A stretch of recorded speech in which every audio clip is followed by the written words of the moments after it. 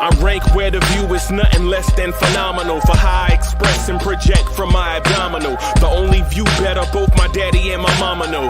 No living parents, my sons give me balance. My wife is my serenity, this mic is my identity. The world is foul enough, that's why I write without obscenities. Provoking danger with broken language and spoken anguish. Begging to get hurt, why would you ask to go through changes? Yes, Lord, life's a chessboard, master the angles. Control the tempo, be the one who holds the info. Acknowledge is just as deadly as machete swings. When spoken, the truth is as potent as that Medellin. While others swear the style is free, I just let it ring. Our time is undervalued, soldiers make us better kings. My fans on my shoulder, reaching after better things. Today I take the shot, for them I'd rather set the screen. My mama told me follow my dreams. My daddy told me get it by any means. Stand tall, make him bow to a king. But I've evolved, you can see the resolve. Look in my eyes when you speaking to God.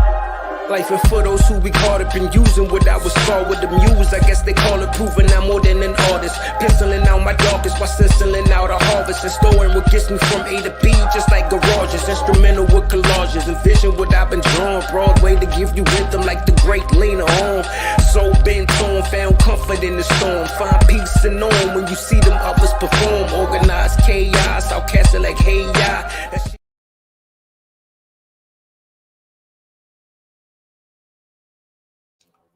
Yo!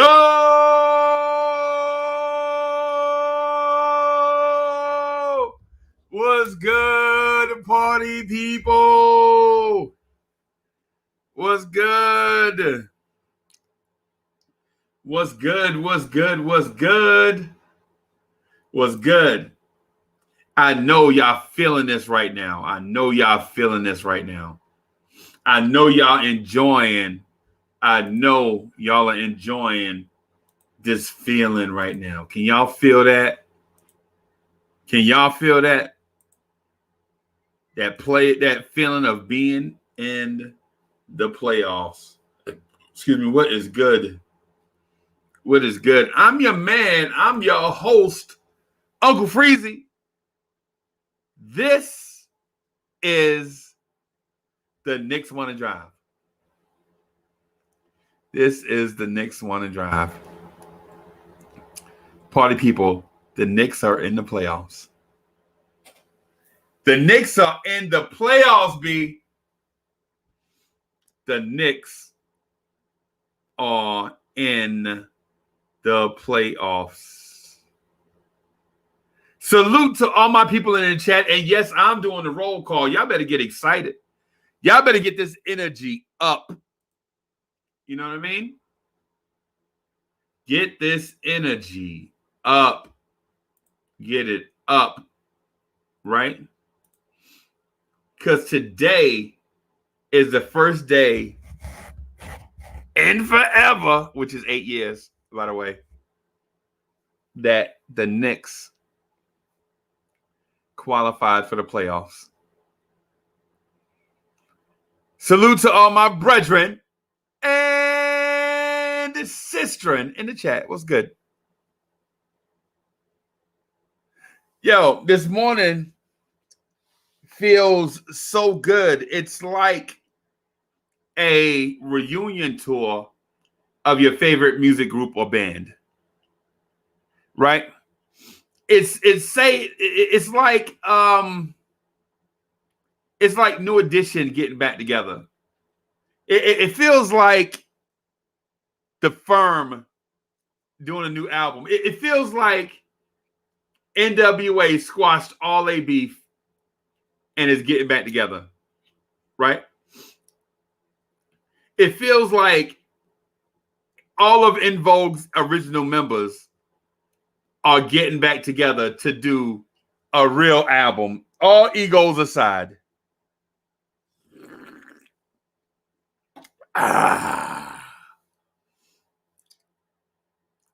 This feels like a Guns N' Roses reunion. This feels like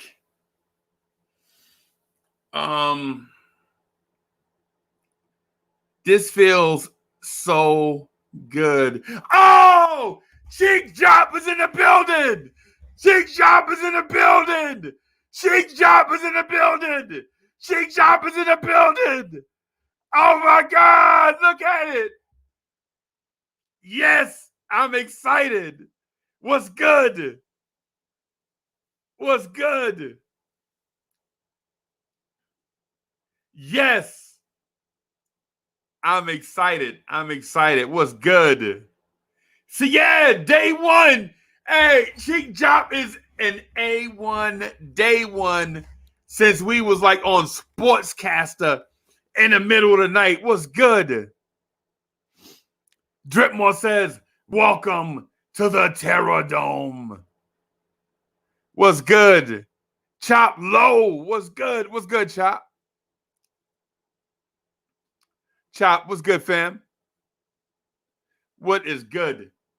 Man, I'm mad excited and glad to be here with y'all, man. This has been a crazy ride. This ride has been crazy. Yo, Andy Ann is in the building. Black Andy, what's good? Black Andy, what's good, man? Bro, this has been a crazy ride. This has been a crazy ride. Right? This has been a crazy ride. Right? Chop Low said, we made it. Chop, we made it, bro. We made it. I mean, we still got plenty of work to do, but we here. And the words of the great American poet,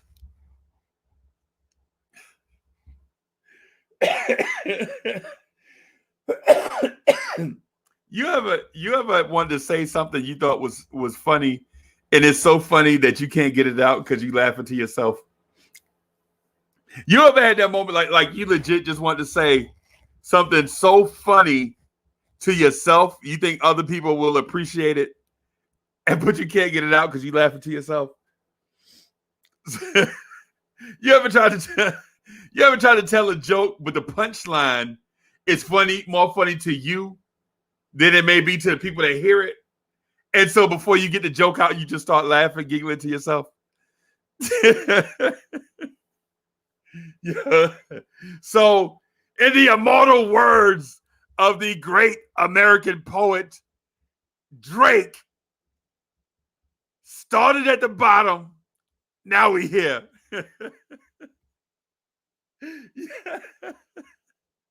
In the words of the great American poet Drake, started at the bottom, now we here. Somebody say it with me. Started at the bottom, now we here. And I know Drake ain't the most hardcore, but I think that lyric was poignant for what describes this crazy ride that we've been on, right? Right. So I have a lot of stuff that I want to talk about, right? But again, you know why we do this? We do this for the hardcore fan to have their say be heard, right? So I'm not going to dominate the mic. What I want to do is have, you know what I'm saying, have y'all, you know what I'm saying, if y'all got some things that y'all want to put in the chat, some things that y'all want to, you know what I'm saying, share, we're going to do that. Okay? We're going to do that. Right? I thought I saw Hero somewhere. Let me see. Yo, Hero was in here. What's good? What's good? What is good? Karen Fung is in the building. What's good? Sin Mears, fresh up, absolutely smash and chop it up last night, is in the building. I don't know what it is about Sin Mears, a microphone and a camera that works, but keep on doing it. Keep on doing it, bro. Chop Low says, free Frank. Hey, Chop, when I get off of here, man, I got to call you. I got to talk to you, bro. I got to talk to you. I missed your call yesterday, Man, I was so sleepy, bro. Boss, listen. Yo, when you grinding, you like prepping for Chop It Up, you doing the KMD, you prepping for the Knicks at Night podcast, you got a full-time job, you got a smoking hot wife, you know what I'm saying? You know, your mom is on your telephone, you got all this stuff going on, man. You like, how can he do it? How can one person have so much energy?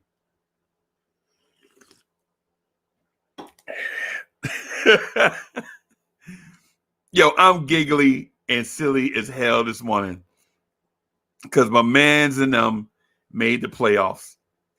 And like the great American poet Drake said, started at the bottom, now we here. Y'all ready for this Knicks Morning Drive roll call? Who's ready for the KMD roll call? If you're ready for the Knicks Morning Drive roll call, I need for you to throw some thumbs up in the chat, smash that like button, throw some fire in the chat, right? Get that energy up, right? Get that energy up, right? Get that energy up. I need to see some thumbs up, some love in the chat. I need to see some thumbs up, some fire in the chat. I need somebody to smash the like button. If you see a like button, you beat it up. If you see a like button, you beat it up. Bam. Right? If you see a like button, you beat it up. Help grow this channel, man, so we can get this thing out here in front of some more people, y'all. You know what I'm saying? Grow this Blawrence Tears family. We doing everything that we can. Listen, also, Get That Energy Up t-shirts are in the Blawrence Tears online mall. I don't know how much they cost. I don't know what the price is or whatever for them, but for those that want to, you know what I'm saying, share in that, they are available. Right? I'm thinking about, man, you know what? Maybe we should make some playoff tees and put them on sale. Maybe we should do that. That way we can all rock our joints. I need to see some, wow, I need to see some more energy in the chat. The chat is buzzing. The chat is buzzing right now. The chat is buzzing right now. Where my Knicks fans at? I need to see some thumbs up and some fire in the chat. Somebody, if you see a like button, you beat it. Right? If you see a like button, you beat it up. You know what I mean? Let me go ahead and get this KMD, this Knicks Morning Drive roll call started. Right? I'm going to do this one with less energy, but some sappiness. Chop Low, my brother. I love you, bro. I love you, bro. Chop Low. Yo, don't nobody make you feel appreciated more than Chop Low. Bro, I'm telling you, if Chop Low ever say that you his homie, you can expect to feel like you important. If Chop Low love you, I'm telling you, you are loved, bro. One day Chop Low sent me 53 text messages in one day. And I think they all came in like 4 hours. It was just all love, just love, just bam, bam, bam, bam, bam. You know what I mean? Chop Low is in the building and in here. Chop Low, you my man, 50 grand. Andy, Black Andy from Poland is in the building. Andy says, I'm getting a haircut. Got to be fresh on camera. I don't think I'm going to get a haircut until the Knicks win a championship, Andy. Frederick was good. Karen Fong was good. Karen was good. Karen was good. That energy up this morning. Sheik Chop is in the building. What? Let's go. Heavy Reese. Let's go. Bricks Nation. Let's go. My twin brother, even though we don't look alike, Sin Mears is in the building. Dripmore was good. Kendall Rivera sneaking in the room. But guess what? We see you.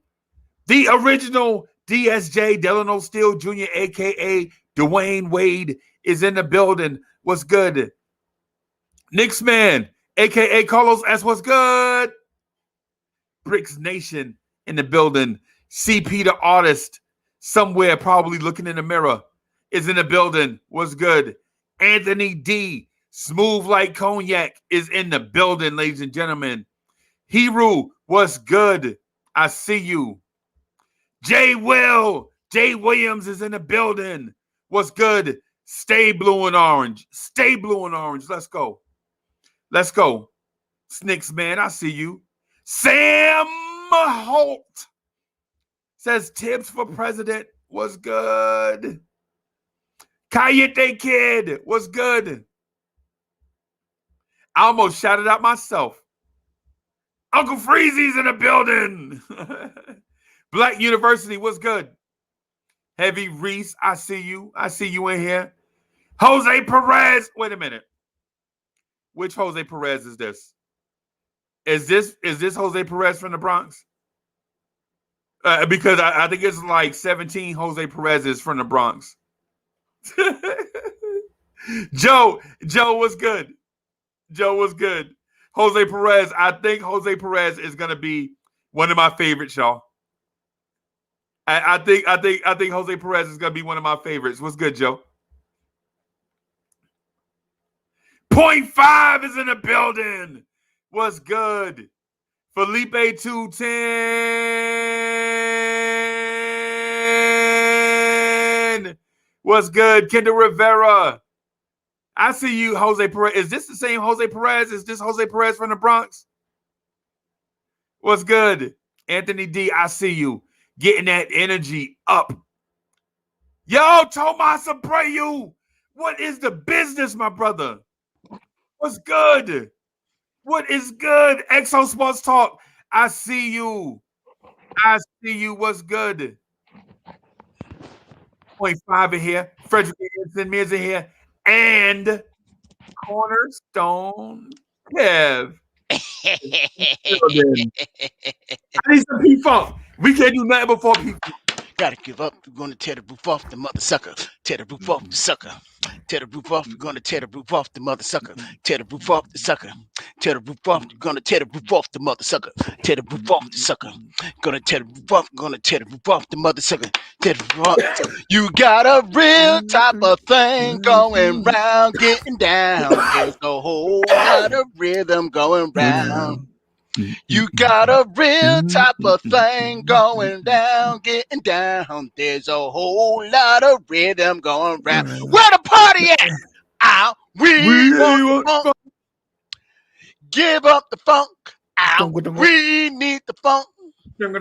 Gotta have that funk. Ow, we want the funk. Give up the funk. Ow, we need the funk. Gotta have that funk. Da, da, da, da, da. Do do do do do do do da. Yo, how you not start your mornings Man, like this? the mothership connection has made it through the universe. Star Child. You ain't done. Star Child here. Giving you the funk rundown of the motion of hips. Hey, what was that by Dr. Funkenstein? We love to funk you, Funkenstein. Your funk is the best. Take your and give it to mine to funk with the rest. Because they say the bigger the headache, the bigger the pill, y'all. my man. How you feeling, man? Hey, yo, I'm great. Last night was totally unexpected, man. Totally unexpected. Because I thought we had to, we still got to fight, but I figured that we had to fight more, to get into this bad joke. And then I wake up this morning and I'm like, my wife goes, y'all made the playoffs. I was like, first of all, how you know more than I do? Right. And two, how did you pick this up? And she told me about the Celtics losing. I was like, bam! I was freaking out, man. I was freaking out.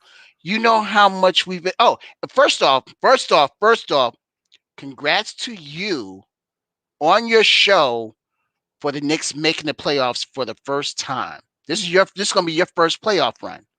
This is your first playoff run with your show. Bro, you know what? I have a a joint that I was gonna say, man. So listen, I'm gonna say this real quick because I appreciate what you said, but what I want to say is this. What I want to say is this, man. Man. Hey, every time Mark Jackson says that, I think of you, Ron. I think of you, man. There goes that bad man. Hey, all I gotta say this morning is kick Clyde music. Kick it. Hey. I got the guitar. Doing that riff.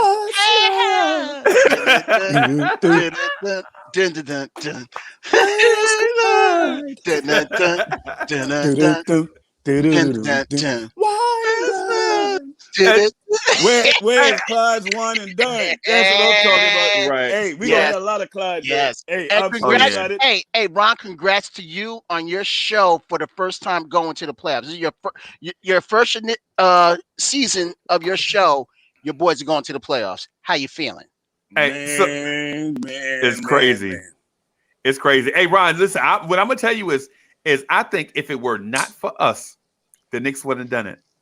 If it wasn't for the peripheral support of the Knicks universe just exploding in October with cats like myself and Ron and a whole bunch of others showing mad support with shows like this and on social media, where we get a chance to actually show some love to the Knicks players and organization. Bro, I'm telling you, I think we played a part in it. I don't know what part it is, but I think a lot of structures stand with more support. Absolutely. Hey, in order to have a house, you gotta have parts to it. Yes. You can't foundation. You can't have a house just with a foundation. You gotta have everything. You know what I mean? You gotta have the roof. You gotta have the walls. You gotta have it all. Them studs and everything, man. But I tell you what, man, fellas. Because I was watching the Atlanta game last night. I was trying to watch both of those games. Right. I was actually shocked that Atlanta beat Washington because Washington was putting it on them. Yeah, I was shocked. I stopped watching that game, but then I started paying attention to that Cleveland game. I didn't have much hope for that Cleveland game. I wouldn't even think about Cleveland beating them. Right. And when I saw that score, when it got close, I was like, oh. Because I told the guys, man, I said, if we clinch tonight, I'm coming back on. I'm doing a show. Yeah. So I came back on for like a quick hour, man, but unscripted, nothing. We was talking. You know, as Knicks fans, bro, we need that. We need that. Man. And I gotta apologize to my people that hear me sing that Clyde song. You know what I mean? I don't butcher that song like that, but I'm just getting up. You heard me? Couldn't be as worse as Cornerstone Kev singing. You know what I mean? You know what? He can say all he want. It don't affect me. What's the name of the dude that do that song? I forgot his name. Curtis Mayfield. I knew it. I knew you can't forget him. Come on, you can't forget him. No, I'm saying I saw his face in my mind. Yo, you gotta put when you get to a certain age, bro. You know how I get. Yeah. You know what I'm saying? Because I saw his face. I even know what he wearing. The brown suit with the collars coming out. I already know his Freddie's dead. I know that. Hey, you know what I'm saying? It just dawned on me one day, Freezy, man. I like Clyde always in that 70s get up, man. Clyde ain't got no theme music, man. And he's our best, you know what I mean? He's like a treasure for us, you know what I mean? And he always called, and I always think about these games when we're not playing, you know, when I'm not able to watch the game on NBA League Pass and they're showing these other commentators, man, and it just sickens me to my stomach to hear some of the takes they say. You can tell they clearly don't watch the Knicks.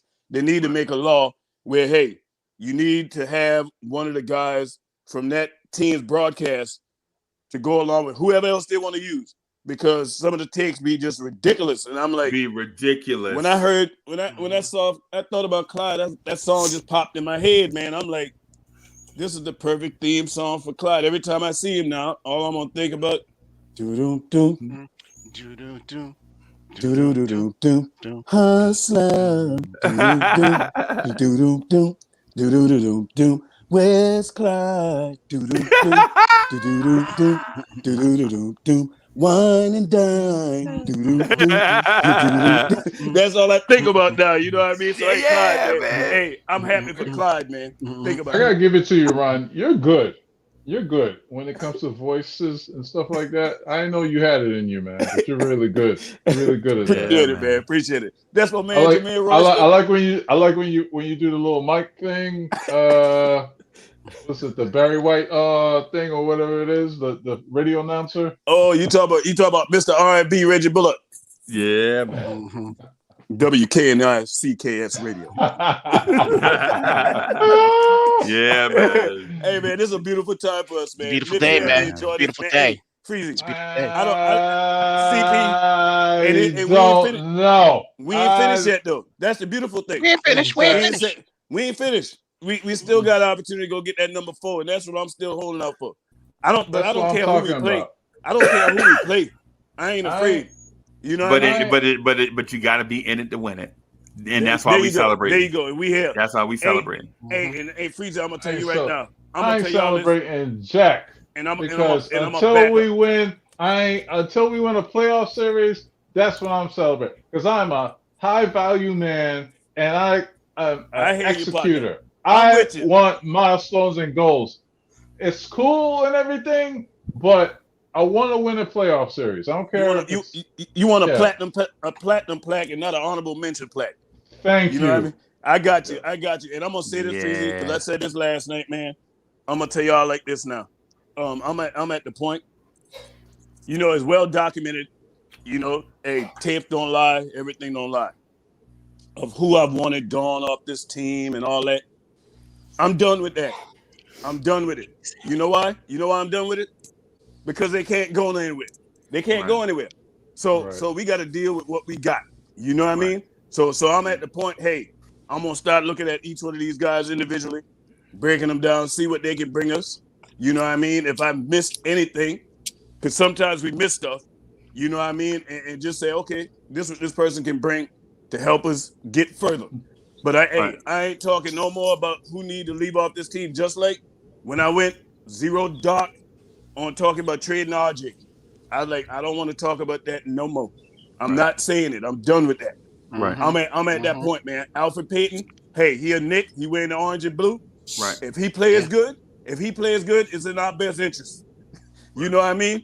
Yeah. Hey, Kevin Knox, if he get on the floor, I hope he plays good. It's in our best interest. Yeah. That's where I'm at now, man. Because hey, it's all hands on deck, and we That's walking, and we like a mass unit right now. If anybody ain't been paying attention, we got 6 players out with injuries. Yeah. 6. So we got to get healthy, man. We need everybody that we can, get out there, man. Shout out to Frank Ntilikina, man. Hey, Kev, I can't believe you didn't come back up, man. Hey, shout out. No. Kev ain't no Frank fan. Oh, I stuck up for Frank. Stop, Jermaine, what's good, man? How you doing? What's up, Jermaine? How you doing? Stop. I don't know what your hatred is. I don't know what your hatred is toward me, and I don't care, but I'm a Frank fan. This is Sunday. All right? No, you ain't. You jumped off that wagon, man. I'm not jumping off that wagon. Oh, what kind of defense is that?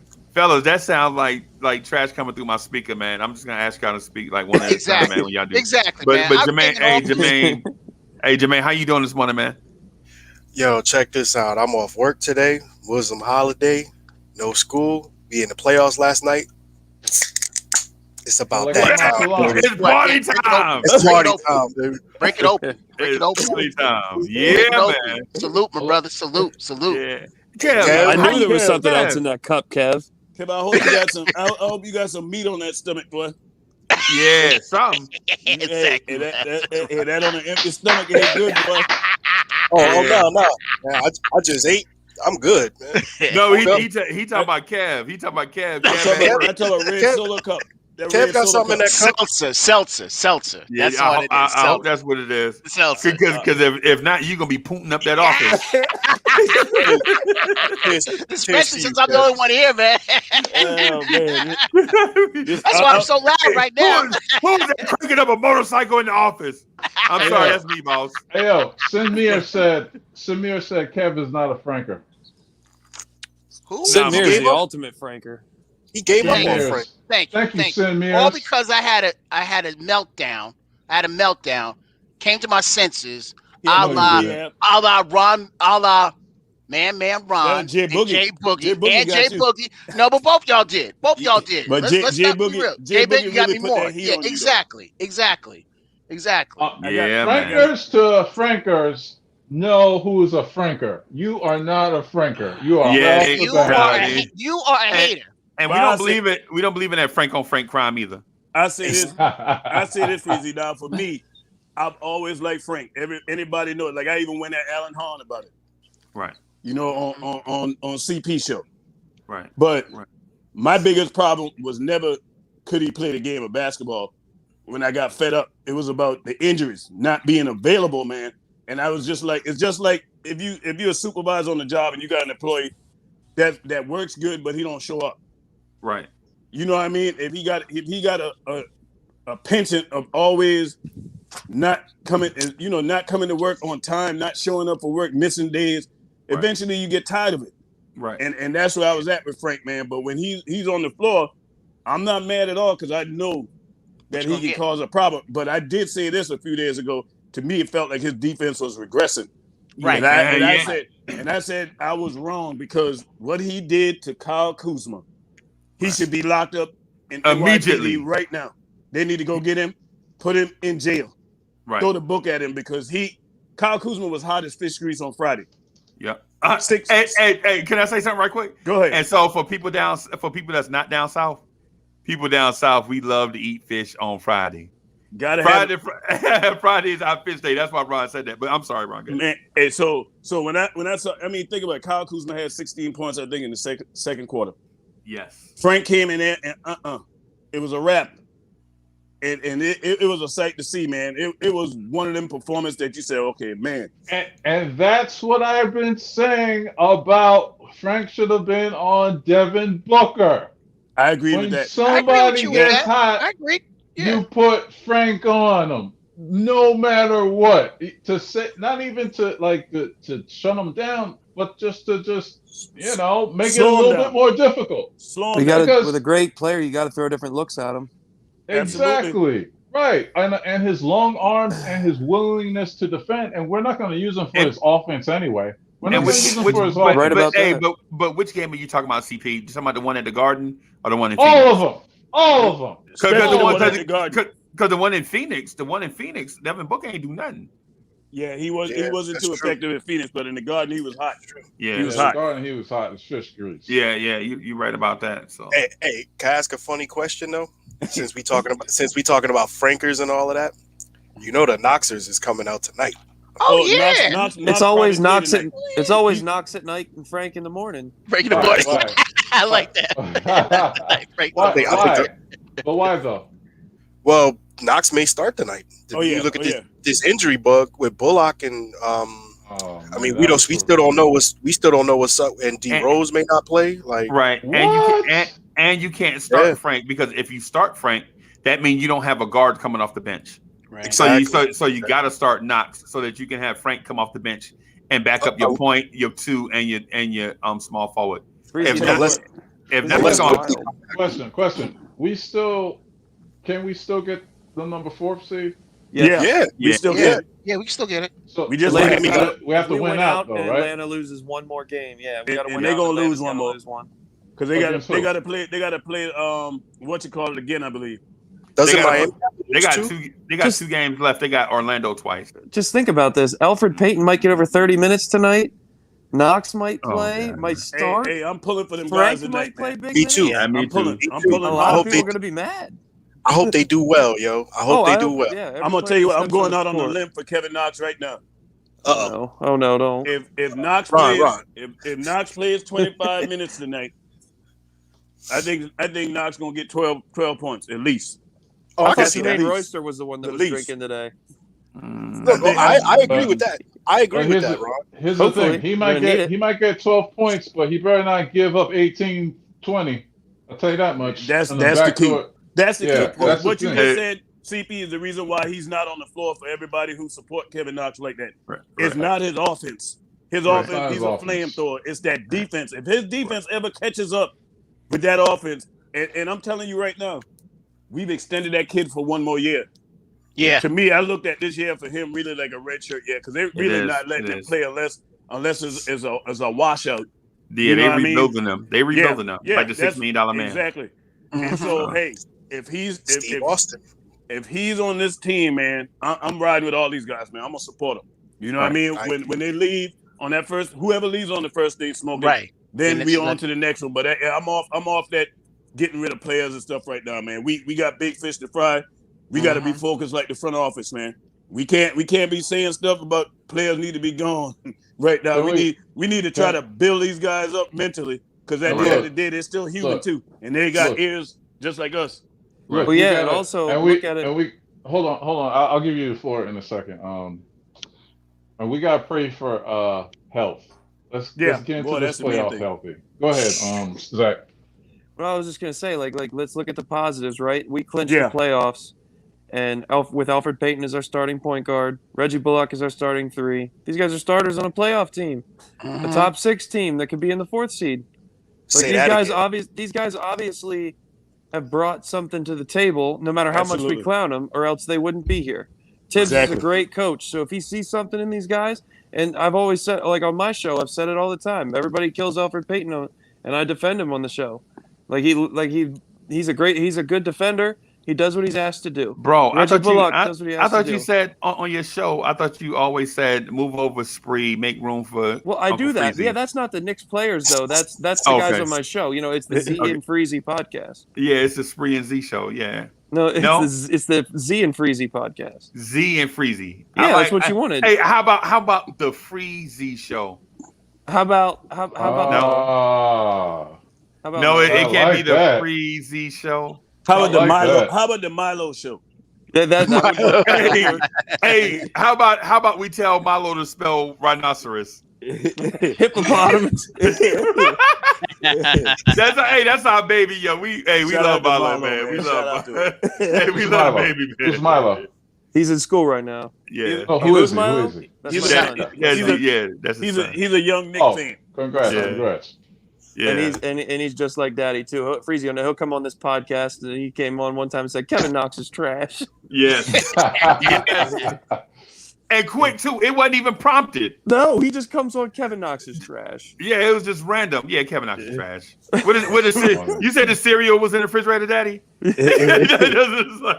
Okay. But I'm gonna tell you though, I think if he plays 25 minutes tonight, I look for that kid. He's gonna be the surprise of the night. I think. I'm going right now. I think he's my surprise of the night. I think, and I'm gonna tell you this. Did y'all see Emmanuel quickly on that bench in that Lakers game? Did y'all see the look in his face when they showed him over there? You talking about the first time they showed him? Yeah, I was so happy to see that look on his face. I said, "This boy, hey." I said, "We got one." I said, "We know that he stays late after games. He put in the work. He ain't looking for good time. He's about that work. And to see that look on his face, I see why Tom Thibodeau love him. Right. Because he can't hide his emotions, man. He can't hide them. He can't hide them. I said, man, if we had him right now, just 10 more points and we win that game, man. That was the most blatant thing about that game. And to me, Freeze, I don't know if y'all felt like this, but it looked like, and I thought about this, man. It felt like we were late in that game in regulation, that we were playing, just holding on and not trying to keep being aggressive. You were playing not to lose. Not to lose instead of to win. Because I mean, the offense just came to a grinding halt. It was all ISO. People weren't setting picks, getting people over. And on that last play, and I thought about it. I looked back at it with RJ. You know what RJ was doing, and I got on him about it. But what RJ was doing, what RJ always does, he brings the ball back out and wait for somebody to give him a pick, so he can try to do his thing. Right. Nobody gave him that pick, so he was stuck. He was stuck, and I was like, oh, that's why that play was doomed. It was doomed because if you look at RJ, anytime he get the ball, like when Julius threw it back to him with like 9 or less seconds, he's pulling the ball back up top, and he's waiting for that high pick to come. Uh-huh. But Ron, you know what a mistake is though? The mistake is twofold. For one, RJ, you can't back out to 31, 32 feet. away from the rim, right? With that much time. And then secondly, you can't not communicate that pick. Hey, set the pick, like when you dribble, you point to your man, set the pick right here. Mm-hmm. That's another young player mistake. You can't take for granted that the guy is going to recognize the same thing you recognize. Exactly. As a floor general, you got to tell people where to be. And the third thing is there was no weak side cutter action to bail out RJ in case they trapped the pick and roll or pinned it to the sideline. There was no weak side cutter, somebody slashing to the rim. Exactly. Or a three-point shooter on the backside. Because if all else failed and they forced him that side, he could have thrown the ball cross court, sprayed it out to a three-point shooter, and at least, regardless who the player is, we could have at least got up a decent look at the rim. Right? You know what it looked like? The whole team panicked on that play. I'm going to just call it like I see it. The whole team panicked because if you look at the strong side of the floor, we had 3 people bunched up on the strong side. Right. And that was like the third time that they did that too. Because if you notice, Bullock was McLemore was pointing out Reggie Bullock's assignments. Right. So that's why we wasn't able to get that corner like action going. Right. Not just in that last minute, but like really like the fourth and overtime periods. Which is what we need. Oh, I'm sorry. Go ahead. I was just going to say that what we need to do in the last 5-10 seconds of a game is what we did this won us games. Put the ball in Derrick Rose's hands, like in New Orleans. Bless you. Yeah, he was hurt. And let him give I know that, but or Julius Randle's hands, like in LA. Like give them a chance to put pressure on the defense and kick it out to a shooter. Yeah. You got to get simplistic because just like on offense we panic, on defense teams like that can panic without LeBron in there. You know, they could have. You force them into a mistake. Like we made the mistake on the Wesley Matthews tip in. Right. We were so busy trying to box out all the star players that a random guy just come up. You know what I'm saying? Exactly. Just snuck on in, man. The door was open. He just snuck on in. Yep. All right. Hold on. So tonight's game with possibly 4 of our Sandman's was good. Will you stop interrupting me? Salute, Frank. What up, CP? We here, man. Oh, Lord. Yeah. What up, Zach? How you doing, Sin? Oh, man, this is the first time I seen this man face. You know what I mean? What's up, partner? I seen you in the chat, man. But, hey, good to see you, man, in person. You know what I mean? Yes, sir, man. Yes, sir. You know, I haven't seen Knicks fans this happy in a long time, man. I'm looking on my screen, and everybody's smiling. You know what I mean? Right. It's a good feeling, man. If you ain't happy this morning, there's something wrong with you, man. I ain't never happy. I'm like Bruce Banner. I'm always angry. And not tonight, not today. I can hear it in your voice, partner. If I was Stevie Wonder right now, I could know that you smiling. You know what I mean? Overjoyed. Hey, you can tell when people. You can tell when some people be so happy and excited. You can hear their smile. Yeah, you can hear it. They like. All right, long time coming, boy. Just like tonight's game. So tonight's game. How important is tonight's game? Very important. Very okay. important. We got 4 people possibly out. Yep.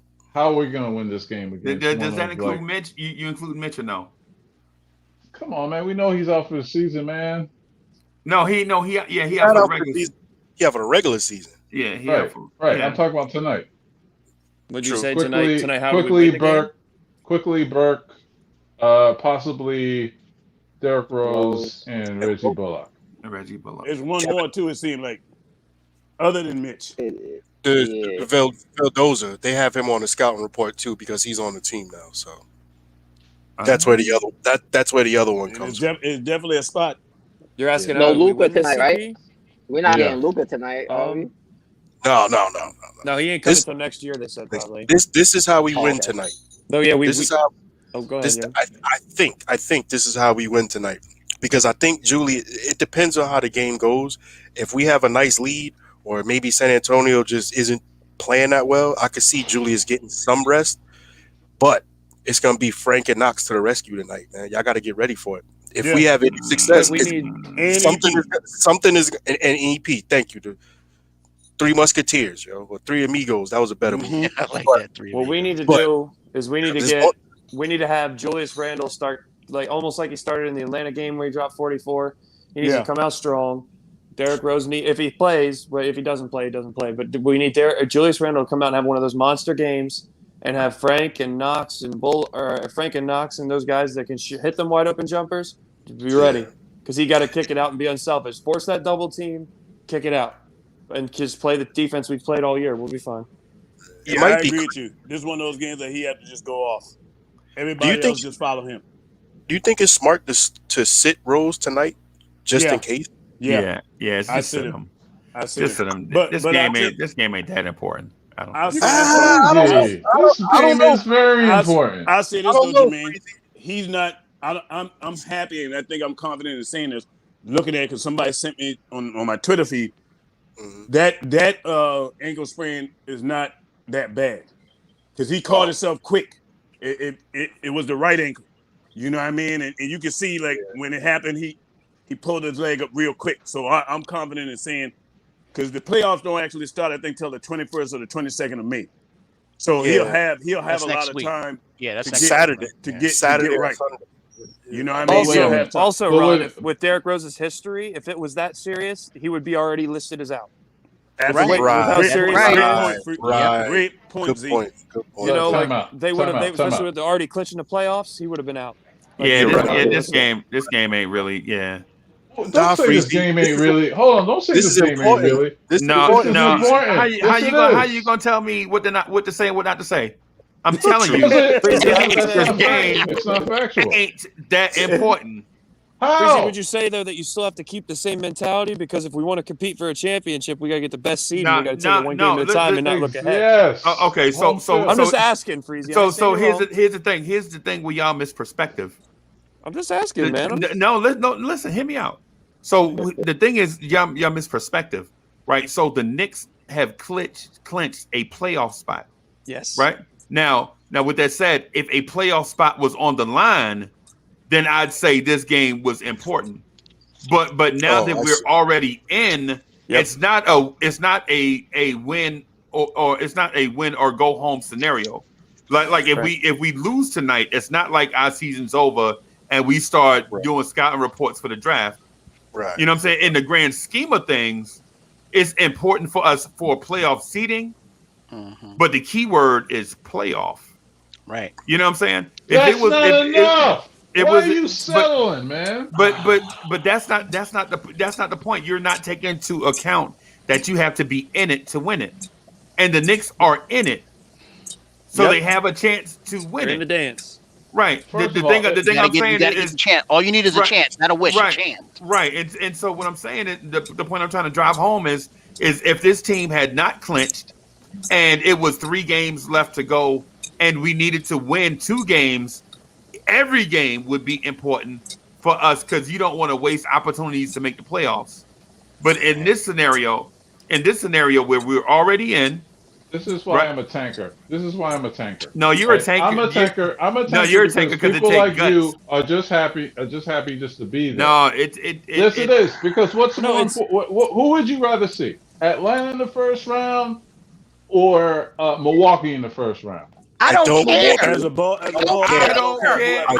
care. I don't care if it's the 96 Bulls. To be the best, you gotta be in it to win it. To be the best, you got to be the best. The thing is, CP, when you've been a guy, but when you're a team that's been struggling for so long, your first goal is to get there.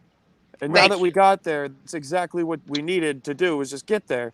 So now the next step is learning how to compete when we're there. So these games, they matter somewhat for playoff seeding, but we got to focus on getting there. And my question that leads into that is, we say Mitch might be back for the playoffs, correct? Yep. Do you try to bring him back for like 5 to 10 minutes the last 3 games to get him used? Because we're going to need him to guard that monster if we face Milwaukee. We're going to need him to dominate. We're going to need to guard him inside and probably switch Julius Randle to Brook Lopez for the perimeter because Brook Lopez just like to sit in the perimeter. You're going to need Mitch and his athleticism to go against Giannis, or at least give him a different look. I will say this. I'd do it. Mitch, y'all know how I've talked about this subject before.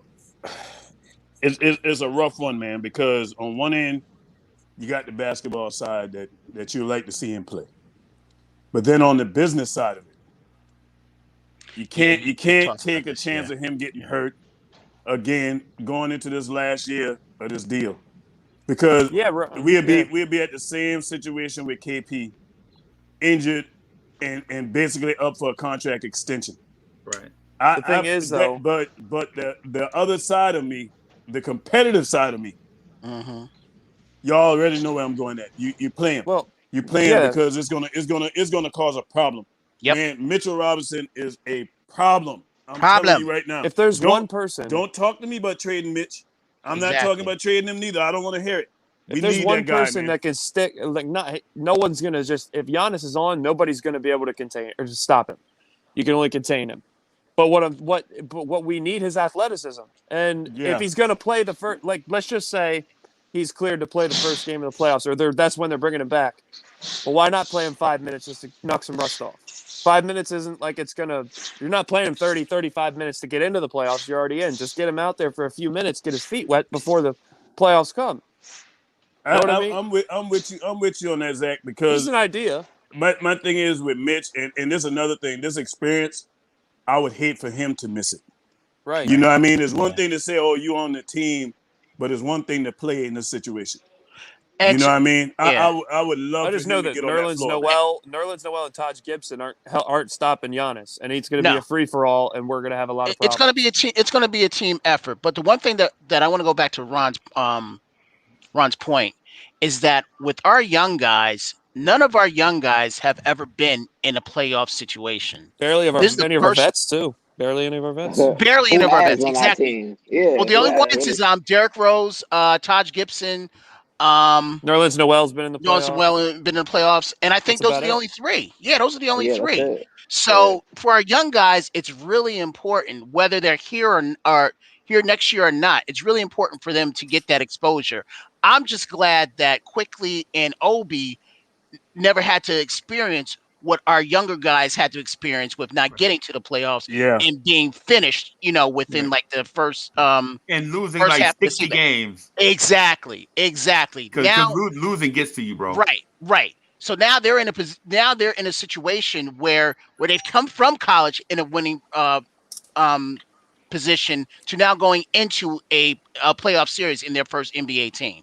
So I see where Ron, is coming from. It's really important for young guys to get that playoff experience. Yeah, and the thing, that's why you want to. That's why I say, and I totally get your point, Freezy, but that's why I say these last couple of games are very important because Miami's got 2 tough games back to back. If we can at least get the 5th seed, we're going against another team with the same problem as us. They're not battle tested in the playoffs like Atlanta. If we face a Milwaukee, yes, they've come up short countless times. But they're battle tested. At least they've been there. You know what I mean? So my point to it is not that you guys were wrong. That's not what I'm saying. What my point was I think you have to weigh one level of importance versus the other. Yeah. Like for instance, is it more important to do that you just said versus risk injuring guys worse and not going into the first round of the playoffs at full strength? Yeah. There's 2 things you can do. That's what I'm saying. You got to weigh one versus the other. But if you're relaxing the last couple of games and you're all right with the 6th seed, you better start preparing for Milwaukee now. I'm going to tell you like this. Preparing that box and one defense, preparing for Giannis, watching film now. Because if you're really if they're doing that plan for Freezy, then they really got to start preparing for that first round now, today. Right. The thing is, and I'm going to just say this real quick and get out of the way. As a Knicks fan, I will regret this move for the rest of my life if we risk playing Rose and Burks and Mitch, and then those guys get hurt worse, and then we go into the first round of the playoffs, have this dream season, the Big 15 season. I call this season the Gritty Committee. Have this season right here. You know what I'm saying? Have this season here. Go into the first round. And then we have to play Frank and Elfrid Payton a bulk of minutes because the guys that got us here are hurt. And then we lose. And then we regret it forever. You know what I'm saying? As opposed to just, letting the guys rest up for a few more days and then going at whoever at full strength.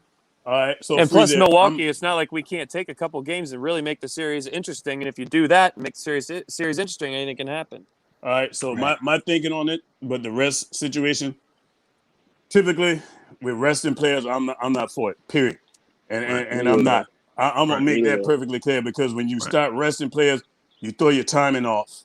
Right. You know, and you might not be able to recover and get it back. But Right. in this instance, it's two people that it won't bother me resting: Derrick Rose and Alex Burks. Reason why? Right. Those guys got playoff experience. They've Right. been in the playoffs before, so it won't bother me resting them. It's them younger guys that you say, you know, They that's gotta play. one that say, okay, you rest them.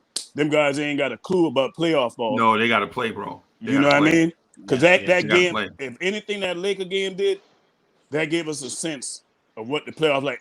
From start to finish, that game was a playoff game. Period. 25 lead changes. Yeah, that was a crazy game. That was a playoff game, and it was a good experience. I hated, I hated that Quickly wasn't in there to get that. But hey, I ain't worrying about Quickly. He may as well be a veteran the way he plays. Right. But Obi and Frank, that was huge. If Right. Knox could have got in that game, it would have been even better. Right. You need to get these last 3 games. You need to find time for Frank, for Knox, for these guys. Obi, especially with the injuries, 1, and for 2. That way they're ready. Like same principle that I said about Mitch. Get them ready in case we need them in the playoffs. That way they don't just gotta come in after not seeing any game time in the regular season. Really, you know what I mean? Get them in there, get them some time. That way when the playoffs come, right. You mean get them experience in high leverage games. That's what we were saying in October. Exactly. That's why we were telling the Tanks and Wanksters, like Tanks and Wanksters, y'all get out of here. We want these kids to get high leverage game experience. I just want them to be ready better. too for when the high leverage games come. If we need to put Frank in or Knox in for 5-10 minutes, they just had work against San Antonio and Charlotte. You know, right? Yeah, Right. Frank. Hey, Freezer. I like that you talk about that because what you were telling them to do is we blew the tracks off that tank, man. You know what I mean? You sure did. We blew the tracks right off of it. Sure. Yeah, did. we can't have that tanking mindset. Exactly. You just can't have it in any business. Now, if it was explained to me like, hey man, let's take a step back and take a deep breath, and then and reformulate, come up with a different plan, and then go at it, I could be like, okay, I can understand what you're saying, but to go out there and lose on purpose, I ain't never with that. Never. Nope. Ever. And now look where it got us. We're the 6th seed in the East, at least guaranteed. And most 6 seeds don't have 4 draft picks in the draft coming up, and all the salary cap in the world to add more players. Zach. You must have read my mind of where I'm going. You know what I mean, Ron? It's let me throw the bombshell. Let's go to Boston bombshell. did. Boston's the only team that I can remember that had this sort of situation when they were a top 2 seed in the East and ended up getting the number 1 pick because they didn't tank and still had. You know what I'm saying? Exactly, right. And that's what I'm getting ready to say. Do we realize how much ammunition we got to go get to jump up in the draft? Ain't nobody talked about that. Right. We got enough stuff in the bank to jump up and get somebody. So that draft thing gonna take care of itself. Yep. You know what I mean? That's why I've never been one to, when the season is going on, to be talking about who we gonna pick up. I always wait till the season over to start talking about that. Exactly. You know what I mean? Because while you still have a chance to have a chance, you take it. I'm riding every time my team suit up. I don't care what kind of season they had the year before. I'm thinking, hey, let's get to the playoffs. Let's get to the playoffs because that's what we want. You ain't gonna get a championship unless you're in it to win it. You got to be in it. We in it, and I keep thinking back. Shout out to my man Spreewell with that year with the Knicks coming out of that A seed. Right. Come on, man. 99. Come on, man. Anything's possible, man. Right. And the East this year, I'll say it again. Ain't nobody in the East untouchable. Not even that team across the bridge that everybody thinking is so powerful. They're severely flawed in the worst category that I would hate for my team to go in the playoff and defense being the question. Right. That or toughness. Defense, toughness, and health. All three of them. Right. All three of them. Right, Come bro. on, man. Come on, man. You do not want to play a team that's defensive minded. No team want to play the Knicks right now, and no team want to play the Miami Heat in the playoffs. Right. Period. Right. Hey, you know what? To your point. I think if we weaponize Walt Perrin, oh my man, goodness. if Walt Perrin, yeah, you were talking about that yesterday. I remember that. Walt Perrin gets us a Donovan Mitchell out of the draft to go with this team right here. Yep. Hey, Freezy, people don't realize how smart of a dude this dude was, man. It ain't just the Utah situation. He was the one who had his imprints on that OKC, getting Westbrook, getting KD, and Harden. It was his imprint. And then also, let's not forget him drafting Reggie Jackson too. Yeah, Reggie Jackson was really successful before he was traded. Yeah, there. Serge Ibaka. Exactly. Yep. Ibaka, Adams. Yeah, and just think about that too. And I'm not trying to. I'm so into here and now right now with the Knicks making the playoffs. It's not even funny. But just think about that. We're in the playoffs. We have a puncher's chance. Top 6 seed. It's not like a normal year where we're barely the 8th seed like the Orlando Magic are just every year. Hanging on. And we got that squad, that front office that with these 4 picks could get like, let's say, just 4 Emmanuel Quickley types, like steals, right? Right. You don't even have to move up. Like with the way they draft, you can sit there and get 4 guys that can take away that could be an impact players. Exactly. And the thing is, what you tend to get, and I'm gonna kick it right back to you, Kev. Okay. What you tend to get when the beautiful thing when you got a team that made the playoff, you're able to see your deficiencies clearer. That's why I was so happy about the way this schedule broke for us. All these teams that we're chasing, trying to be like, and better. Yeah. We see where we stack up with them. The front office get to see exactly, okay, this is what I need to fix next season. This is where I need to go. And in this draft coming up, there's some guys, man, and the thing is we're going to be able, the picks that we're going to have, if they're later picks, those are the guys who tend to stay on rosters, ladies and gentlemen. Yep. It ain't them high picks. Them the ones that flame out. Yeah, and we've seen that. We've seen that time and time again. Everything. Also with also let's not like you to touch on also what you said, Ron. When you get to the playoffs like this, and let's say it doesn't work out for us, we lose first round, or we make it past the first round and lose in the second round, you know how much angrier and more motivated our team's going to be to get back there? Please, absolutely. Let's think about that. Absolutely. Man, absolutely. It's like telling the kid, tonight you can have chocolate before you go to bed, and then the next night you say no. Right. No. Yeah, exactly. So let me ask you, so I got to ask about this question. Be honest, too. In these playoffs right now, is there a runaway favorite? No, not in my opinion. Brooklyn. Yeah. I don't feel like that. Well, that's fine, but it's going to happen. I got what you're saying, but I don't. You don't have to feel that way, but they're the runaways. I don't. That's what everybody's saying, but I don't see it. When they say defense is a problem for you, and then I think about this team when we played them, and how we were playing at the time, we were not good offensively. Right. When we went on that stretch, that 9-game winning streak, the Knicks was averaging 118 points a game. Still, that's fine. All that said, you'll see in about a month or two. Okay. As much as I hate to say it, hey, Zach, we got your receipt, bro. We got your receipt. We got your receipt. That's fine. I'm gonna tell you what, and I will admit if I'm wrong. Don't be. I'll be happy. You know what, Zach? You absolutely right. Let me just get this clear real quick. I'll be very happy if I'm wrong. Let's just say that. Yeah, I'll be very happy that I'm wrong. Hey, I get you. I'm gonna tell you what. You know what's the difference between that Brooklyn team and the Warriors team that was a runaway clear favorite? That Warriors team did everything. They played defense. They played offense. This Brooklyn team doesn't do that, and they can't stay healthy.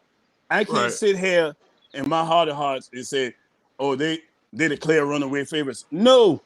Right. No, that team is flawed. And the worst, and I always go back to the old adage in sports, man. Defense wins championships. And it's been proven every team that D'Antoni is on, they do not win with that model that they're doing.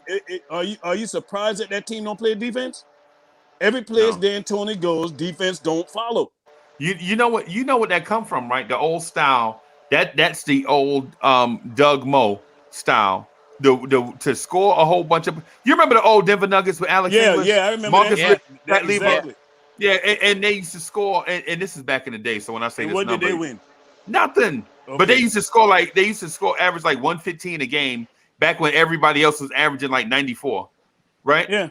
But then when the playoffs come and you got to play in the half court, they ain't did nothing. And so here's the thing too, just to drive home a point. How many playoff games have Steve Nash won as head coach? Zero. He's the head coach of the Brooklyn Nets, right? So he'll win some games this postseason, but let's not anoint him Red Auerbach, bro. You know what I'm saying? Because we had. Yeah, no one's I'm saying not. I'm not talking about you, coach. I'm not talking Zach. about you. Yeah, I'm just saying. I hate just Brooklyn saying, just like all of y'all. Just in general. No. Because I'm not picking on Z. What I'm saying is let's have some perspective. You know what I'm saying? Because if you say Thibodeau, an experienced coach, is taking a junkyard roster into the playoffs, you know what I'm saying? And Tibbs is going to get all the squeeze, all the juice from the squeeze with this roster, right? But Nash is at the opposite end, where he's a rookie and he has all the talent. You know what I'm saying? But what happens when the Knicks are up by 4 with 80 seconds left, and 2 of your stars have 5 fouls, and the other one is nursing the injury? What does Steve Nash do then? Against the top 5? Yeah, that's an amazing test too. Yeah, right. Or what happens when they had a 15-point lead with 6 minutes left to go in the game, and Julius Randle hits a 3 to cut the lead to 2 with 2 minutes left to go in the game, and everybody's like, "Coach, they figured something out." You know what I'm saying? What do we do to adjust? And he don't have an answer because he's never been there before. The answer can't be keep shooting the basketball. Right. Well, the thing is, that's when you have experience come in. I know D'Antoni hasn't won anything, but he's been in those situations. And also Kevin Durant, Kyrie Irving have been in huge games and come through. So like you rely more on your players in that sense. But with them, it's like you said with that Denver squad or like other teams that you can think of that just were high fly all the time, just offense, and then did nothing in the playoffs. That's because when it went to a half court setting, they couldn't be proficient.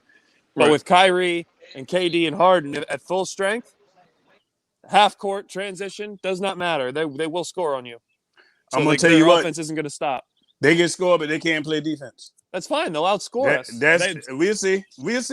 We'll see. I wish, Zach, I wish we played them. I tell people, careful what you wish for. That's who I want. The competitor in me. I don't back down. I ain't afraid. No, me of too. nobody. I'm just saying. I am not afraid of nobody. But, them guys are men just like I'm a man. Right. And we put on our pants the same way. I don't fear I never took that mentality in games. And here's Zach. Here's another thing, Zach. To Ron's point as well. Even if we get swept by the Nets, what Ron said, I don't know if it was Ron or Freeze. I apologize. It'll show us. It'll show us where we have to, I guess, add those pieces, or it'll show us where. Sure, I forget if it was Freezy or Ron that that said that and everything. Any team that we lose to, no doubt, it'll show us what we need. Yeah, what we need and everything. It's just it's tough. It's tough when you go against a team like that. And I'm pray to God I'm wrong, but it's just tough when you go against a team like that with all that experience, all that one of the three best offensive players in the game today, all around. And it's like the pressure is now off Harden. He doesn't have to be the number one guy. He has KD and Kyrie, so that playoff choking probably isn't going to come. Right, that's why I take my chance with the mad scientist, the defensive genius. Shout out to Kendrick Perkins. But Kendrick Perkins said it about Thibodeau the other day, man. He said this dude, for every offense that's out there, this dude knows how to take it apart like a machine. And to be fair, if we do play Brooklyn, we are the best equipped to stop them because of our defense, because of the way we play, because we don't have any egos. We're going to play as a team. They might self-destruct.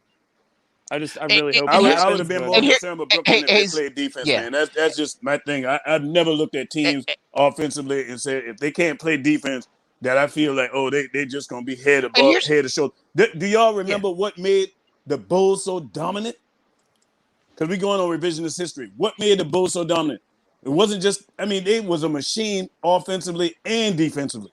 Yeah. They could take you out of what you wanted to do, and they could light you up. Right. They were a complete team. Yeah. This Brooklyn team is not complete. And I can't sit here in my heart of hearts knowing that they're incomplete in a major category and feel like they had above. If that was the case, they should have had about 10 to 15 more wins above everybody. Shouldn't even be that close in them seatings with the top 3. If they was that powerful. They're head and shoulders above everybody else in the East because when playoff time comes, Giannis and them fade, Embiid and them fade every year. Yeah. And Kevin Durant and Kyrie Irving have learned how to win. We'll see. That's what Hey Zach, let me ask you a question. With the last shot, if you have Harden, Durant, and Kyrie on the floor, who's taking the last shot? Durant. Well, the thing is, if they put all their egos aside, then it's just whoever's open and whoever they run the right play and they make the right decision. You got to be comfortable and confident with either one of them. Right. That's a good problem to have. Okay. And as a coach, you sit there and you say, okay, whoever's open. Now if you see someone, if I'm Steve Nash, I'm cursing out any one of them that tries to shoot over a double team. Right. With those other two guys on the court, I'm cursing them out. Cursing them out. Yeah. Right.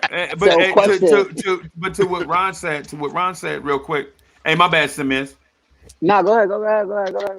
So to what Ron said about a complete team, you never saw those Chicago Bulls take a bad shot. They would pass that ball and pass that ball and pass that ball. Especially Mike. Talent, they made the especially Mike. Mike would pass it to either Steve Kerr or Paxson. Not always. When he learned how to win is when they did that. Right. Exactly. Right. So they would pass that ball and you would never see a cat like John Sally hoisting up a three with no time left on the shot clock. You ain't never seen no mess like that. Mm-hmm. Right. And the same thing against the Bull. In order to make a basket, and in Chicago, they gave up baskets, but you had to work that ball and work that ball and work that ball and earn a good shot. Yep. Right. And so I don't think Brooklyn does that. I've seen Kyrie come down in 1-on-4 situations and shoot a three. And you're like, what in the world are you doing? You don't take it to the cup. Yeah. And the thing about it also, I'm more a fan of, if I have to be like something of Brooklyn, I'm more of a fan of their supporting cast than I am of the big three. Well, Mike actually, Jones. I ain't a fan of none of them. I know it's Mike James, man. Coach, you know it's Mike. None of them. But you know what I'm saying? Yeah, they're the enemy. They are the enemy. They are the enemy. But I respect credit where it's due. Yeah. That's all I'm doing. I hope to God they lose first round. I don't care. I want to see them. If they lose first round, if they lose first round, the series win. Yeah, that's why I want them. Right. Yeah, that's why I want them with D Rose in this lineup. That's why I want them. All right. Yeah. And guess what? And a healthy D Rose. This is something else we ain't touch on neither. You know what happens in the playoffs? Them whistles you used to get is the reason why James Harden struggles in the playoffs. Them whistles you get in the regular season, you don't get them in the playoffs. Right. Let that sink in. Yeah. It's just the pressure is going to be off James Harden with KD and Kyrie on his team. Okay, you say that, Zach, but he ain't win. That's nothing. Fine. He got pressure. He ain't won nothing. He has pressure. Don't say the pressure's off because he got Kyrie and what you got. If anything, it might be more pressure. No, Ron. What I'm saying is, as a basketball standpoint, playing with like LeBron had less pressure on him when he left Cleveland, and more pressure to win. But in the basketball game, pressure was taken off of him by having Dwayne Wade and Chris Bosh on the team. They made it easier on him.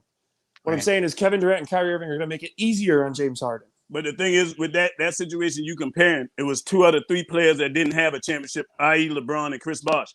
In this situation for Harden, it's 2 out of 3 people who has a championship, and he doesn't. It's still going to make it easier for him. So if they don't win, and it's proven it has made it. And they went out and gave everything to get him.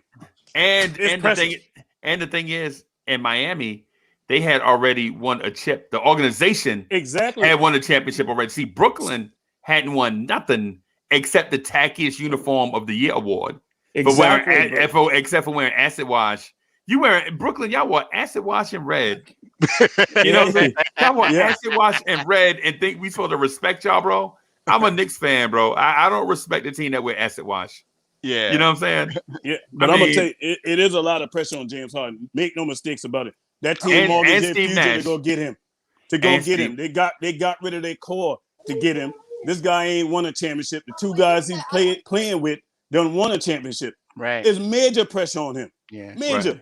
Yeah, I said there's pressure on him to win. I'm saying on the basketball floor, it takes pressure off of him having to rely on KD and Kyrie instead of relying on PJ Tucker and Daniel House and Russell Westbrook. No, I respect that point. I respect what I'm just saying. saying that, as a basketball standpoint, it's easier to play with great players than it is to play with guys. Offensively, Yes.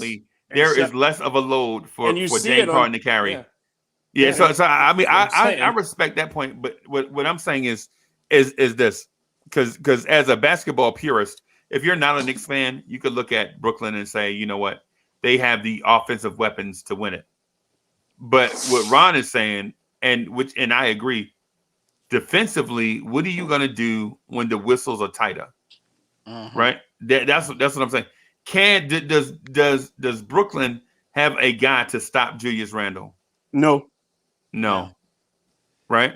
I don't think so, especially if Derrick Rose and RJ Barrett are on the floor playing their usual games. You know what I mean?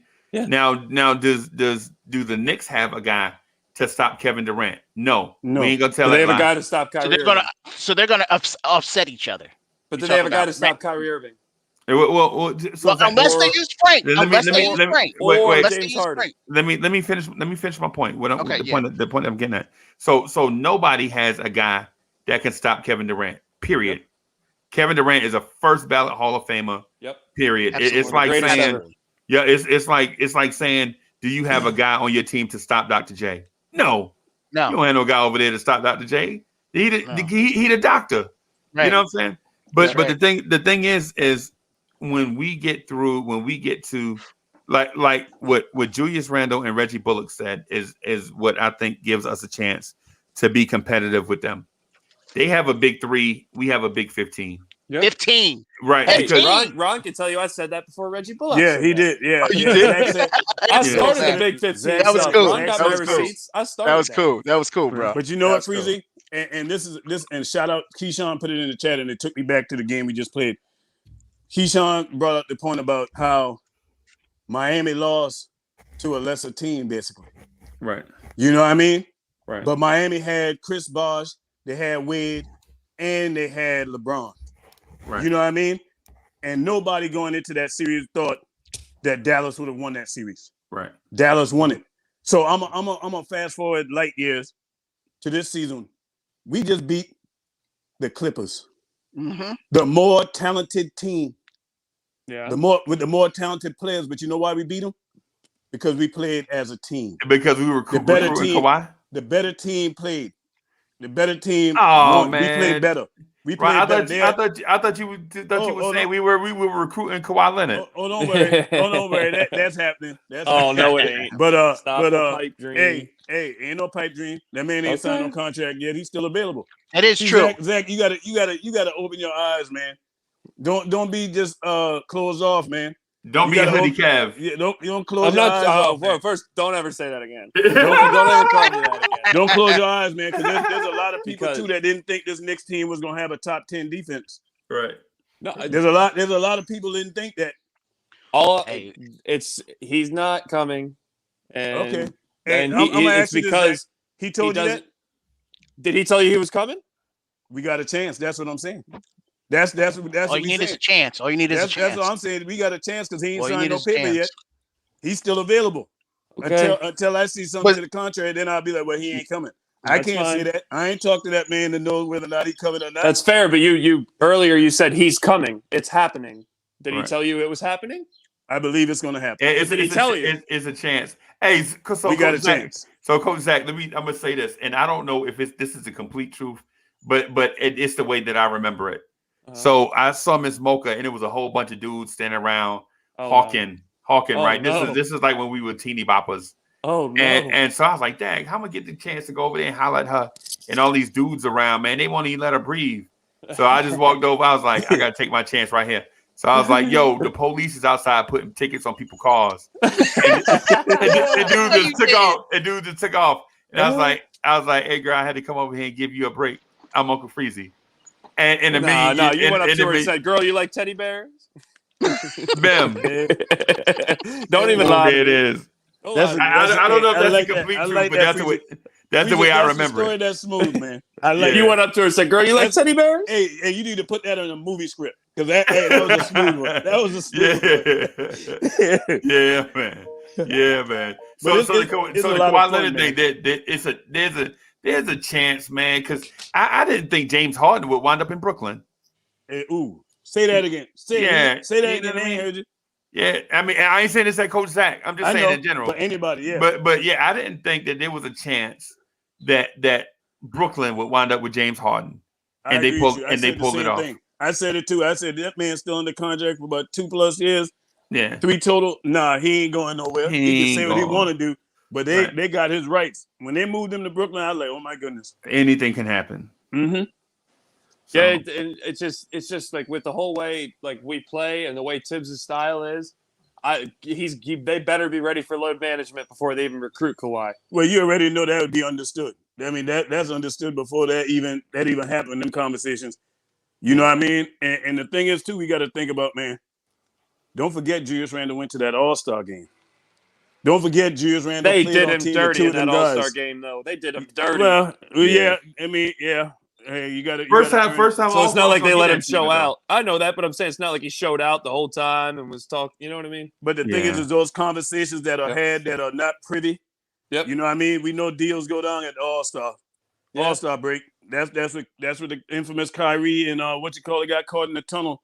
And I ain't talking about the tunnel at New York. You know what I mean? Yeah. He ain't talking about no rap concert. You know what I mean? They got caught talking, and the rest is history. You know what I mean? Yeah. I know. I sure was watching that dynamic between Beal, Randall, and Leonard. I was looking at it. At the same time, remember when Melo in the All-Star game was supposed to bring in guys with him? And that's true. Yeah. But you remember when he was supposed to? You know what the difference was? You know what the difference? He played with a torn ACL. But you know the difference, though, Zach? Our house wasn't in order when we got Melo. Our house was in disarray. I'm talking the year where Melo sat out right after the All-Star game with a torn ACL. Yeah, partially torn. Yeah, we remember that. Yeah, it was a meniscus. The meniscus thing. He shouldn't even played in the All-Star game. Whatever it was. Yeah, but that's what I'm saying. That our team has never been complete like this. The house is complete. It ain't no more renovation or you know what I mean. When you talk about how stable his front office is, the coaching staff, even the owner. Doing this thing, cutting them checks. We spending more money on coaching staff and assistants, right, than any other team. We are one of the few teams that actually got a full-time scout over in Europe. Right. Yeah. Eddie C, what's good, bro? Man. What's happening, guys? What's happening, guys? Can you hear me? Mm-hmm. Yes, sir. Yeah, you got some music playing in the background, man? No, not necessarily. And you guys, man, you got the State of New York Knicks podcast mic going. Everything okay? I'm on a laptop. I'm on the laptop with my headphones on. So hold on a second. Let me just close this door, maybe. But, Ron, you know the players I want, and they fit the timeline. Oh man, go ahead and say it, cause man. You know the reason I said Kawhi, and it's not even really much his age because he's still very effective. It's not even a question, but there's something wrong with that leg, and that worries me. And I know this other guy's hurt, but he's also only 22, and a team that's blowing it up. Our draft capital could get him right now. Jonathan Isaac. Oh my goodness, that dude. And Lonzo Ball. I was trying to remember him because I remember the name. And then you weren't a believer. Ron. When I threw on that video, I said, "Oh my goodness!" 7'6" wingspan, 6'11", can shoot He's the tough, ball, man. He's can tough. take it inside. Will be the best perimeter defender in the league. He will be the best perimeter defender in the league in 3 years. It's a shame when I looked at that guy. I said, "This guy." You want to talk about a Giannis stopper? Obscurity. He will be a Giannis stopper. He's in obscurity. I was like, this dude is not on a national stage anywhere. I said, this dude talent. Yeah, and he's only getting better. And he's a project of offense. Man. But he's getting better. Who you talking about? Jonathan Isaac. But I wanted to talk about this, fellas. Hey, I feel sorry for the guy. But man, the Knicks dodged another one. Office Depot. Oh yeah! Oh yes! What happened with him? Oladipo. Yes, indeed. Quad surgery. Oh Yeah. no. Quad surgery again. Prayers up to him though. Absolutely. You hope he comes back. Yeah, 'cause he was fun to watch hope when he was in Indiana. I hope he comes back, man. But that ain't good. That ain't good No, at all. not at all. Another one that the New York Knicks dodged. Remember, it was What reported happens? we were looking at getting him. Ron, what happens when Miami doesn't want to re-sign him because that we can get him on like a Alec Burks, Derrick Rose deal because of his injuries? Prove it deal. I'll take 1 him on year that. like $5 million. 1 year. I'll $7 take him on million. that Come off the because bench or at that, something? yeah, off the bench. I wouldn't expect much from him. You No, know I'm what just I mean? saying, that would I be get what you're huge. saying though. Yeah, like a vet minimum. Yeah, vet minimum. Yeah, I take him on a vet minimum. But man, I feel sorry for the guy because wasn't he in a contract year? Yep. Oh man, come on, man. Yep. Boy, But, I mean, talent. A lot of talented players have been robbed with injuries, man. I think about Brandon Roy too. Greg Oden. Yeah. He was hurt before his career even started. Yeah. Man, the Knicks dodged that one. You see him? Tracy McGrady, one of my favorite players ever. Oh, Tracy was a beast, boy. He was something special. He was Durant before Durant. Tracy was a machine. Which is why again, this management team is no slouch at all. No. They are no slouch at all. No, sir. They've seen everything that we've done in the past and said that we're not going to make those same mistakes. Yeah. Who could forget what we did? Who could forget when we got McDice? Remember that one? Oh, Steve man. Francis. Steve Tracy Francis. McGrady. Tracy McGrady. Didn't we get Mobley too? Yes. That's why I don't really. I forgot he he didn't play for us. existed. He didn't even play for us, Yeah, right? he was the one He that didn't didn't play. even I play for know us. it was one of them didn't play. When we signed Lamar Odom and That's why you know what? I don't even really believe when these reports come out that we were Thank you. interested in certain players and this and that because Thank the you. media will We'll somebody spin can say something and then the media will just put it out there so they can just put it out there Yeah. so they can have content and stuff It like depends that. on who Eddie, it do you come from. remember? If Eddie, it do come you from remember Ian when Begley, they? Exactly, like- Begley outruns with. Exactly. You remember That's when true. they started that mess? It was like for like a week this season that Luka Doncic might force a trade to the Knicks. Yeah, that was just somebody Yeah, trying to those sell papers are like just that. Now. those are just Don't play with my wild ideas. emotions. I love Luka Doncic. Don't play Hey, with my they emotions were like selling that. papers big time. They got it right. Luca was coming. It wasn't that Luca. Right. Wrong Luka. Well, I'm sorry, yeah. guys. I heard Luka and thought it was. Man, it's a beautiful thing, though, man. I'm so excited, man. I can't, man. Oh, man. Hey, Derrick Rose jersey. I gotta hurry to go get it, man. I gotta hurry to get I'm gonna that have to jersey, wait man. till Hold he up, Ron. resigns. Hey, no, Ron. Ron, ain't you the one that said don't be attached to any player? I ain't Yeah, attached. that I'm attached to performance, man. Listen to you, Frank. Yeah, we gotta be very Listen to you, careful. Franker. We gotta be very careful. He's busting up, you know Ron. what? I'm Okay, sorry. now that you mentioned Frank, I don't know, no. but for some reason I think he has a place in this organization. Tom Thibodeau said that. I don't know if to me he just looks like the type of player that may not overwhelm you in the regular season. The statistical category is not going to overwhelm you in the regular season, but when it comes to playoff time and there's a lot of half-court basketball, Yeah. Ntilikina is a great basketball player to have on your court. So, Eddie, So let me Remember ask that you. air? Yeah, Eddie, let me- airball and layups. Eddie, Hitting the shot clock on his forget you, Zach. threes. Forget you, Zach. Eddie, let me ask you this. What happened, Zach? Zach, keep that hate to a minimum, please. Go Yeah. ahead, Eddie. It is a That minimum. was your I have point. on my show. I But have it's players' not jersey in the background. love, Yeah. and it's not love or Yeah. hate towards a player. It's strategically placing certain players in your system. It's more of a strategic matter than a love-hate towards any player at all. You know what I'm saying? Right. I don't function like that. I'm not a type of dude that gets attached, like you guys said, to players. It's just the right player, how much he's worth, if he fits. So, Eddie, let me ask you a question. If and when we do play the Nets, and towards the end of the game on defense, could you see a scenario? Wait a minute, Zach. Hold on. Could you see a scenario where Frank is playing on Kyrie, Bullock is playing Harden, and Randall is playing Durant. playing Durant? Could you see a scenario like that? I'm not asking if we win or nothing like that, but Of could you course, see a I scenario? mean, if of course, because I mean, even if we see it, it looks like on paper it could be these are just strictly defensive defensive positions, Exactly. right? Exactly. At We the need end of substitute games, instance for offense. when Yeah. we need to stop, we know Derrick Rose might not be able to. Frank Ntilikina is a better defender, right? So you would Yes. put a better defender on at that point. But needless to say, even if we do think so, it's really up to Tom Thibodeau to say, okay, I'm going to put you in this position. Absolutely. Or if they had a talk beforehand to let them know, listen, I'm going to need you in these positions here so that I need you to be ready, that you know that you might come in for a couple of seconds, you might then come out, you then might so get your head ready, because this is your This is it. This is his first playoffs. Just remember though, Kevin, this is your job. This is your job here. Tibbs has forgotten more about basketball than we'll all know.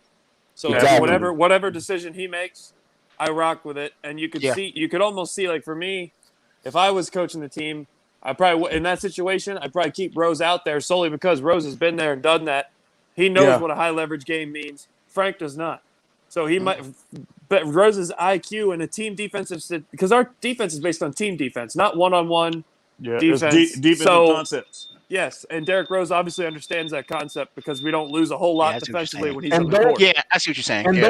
And don't misunderstand, because those situations can happen 2 minutes left in the game, a minute left in the game, and Derrick Rose might be there for the last possession.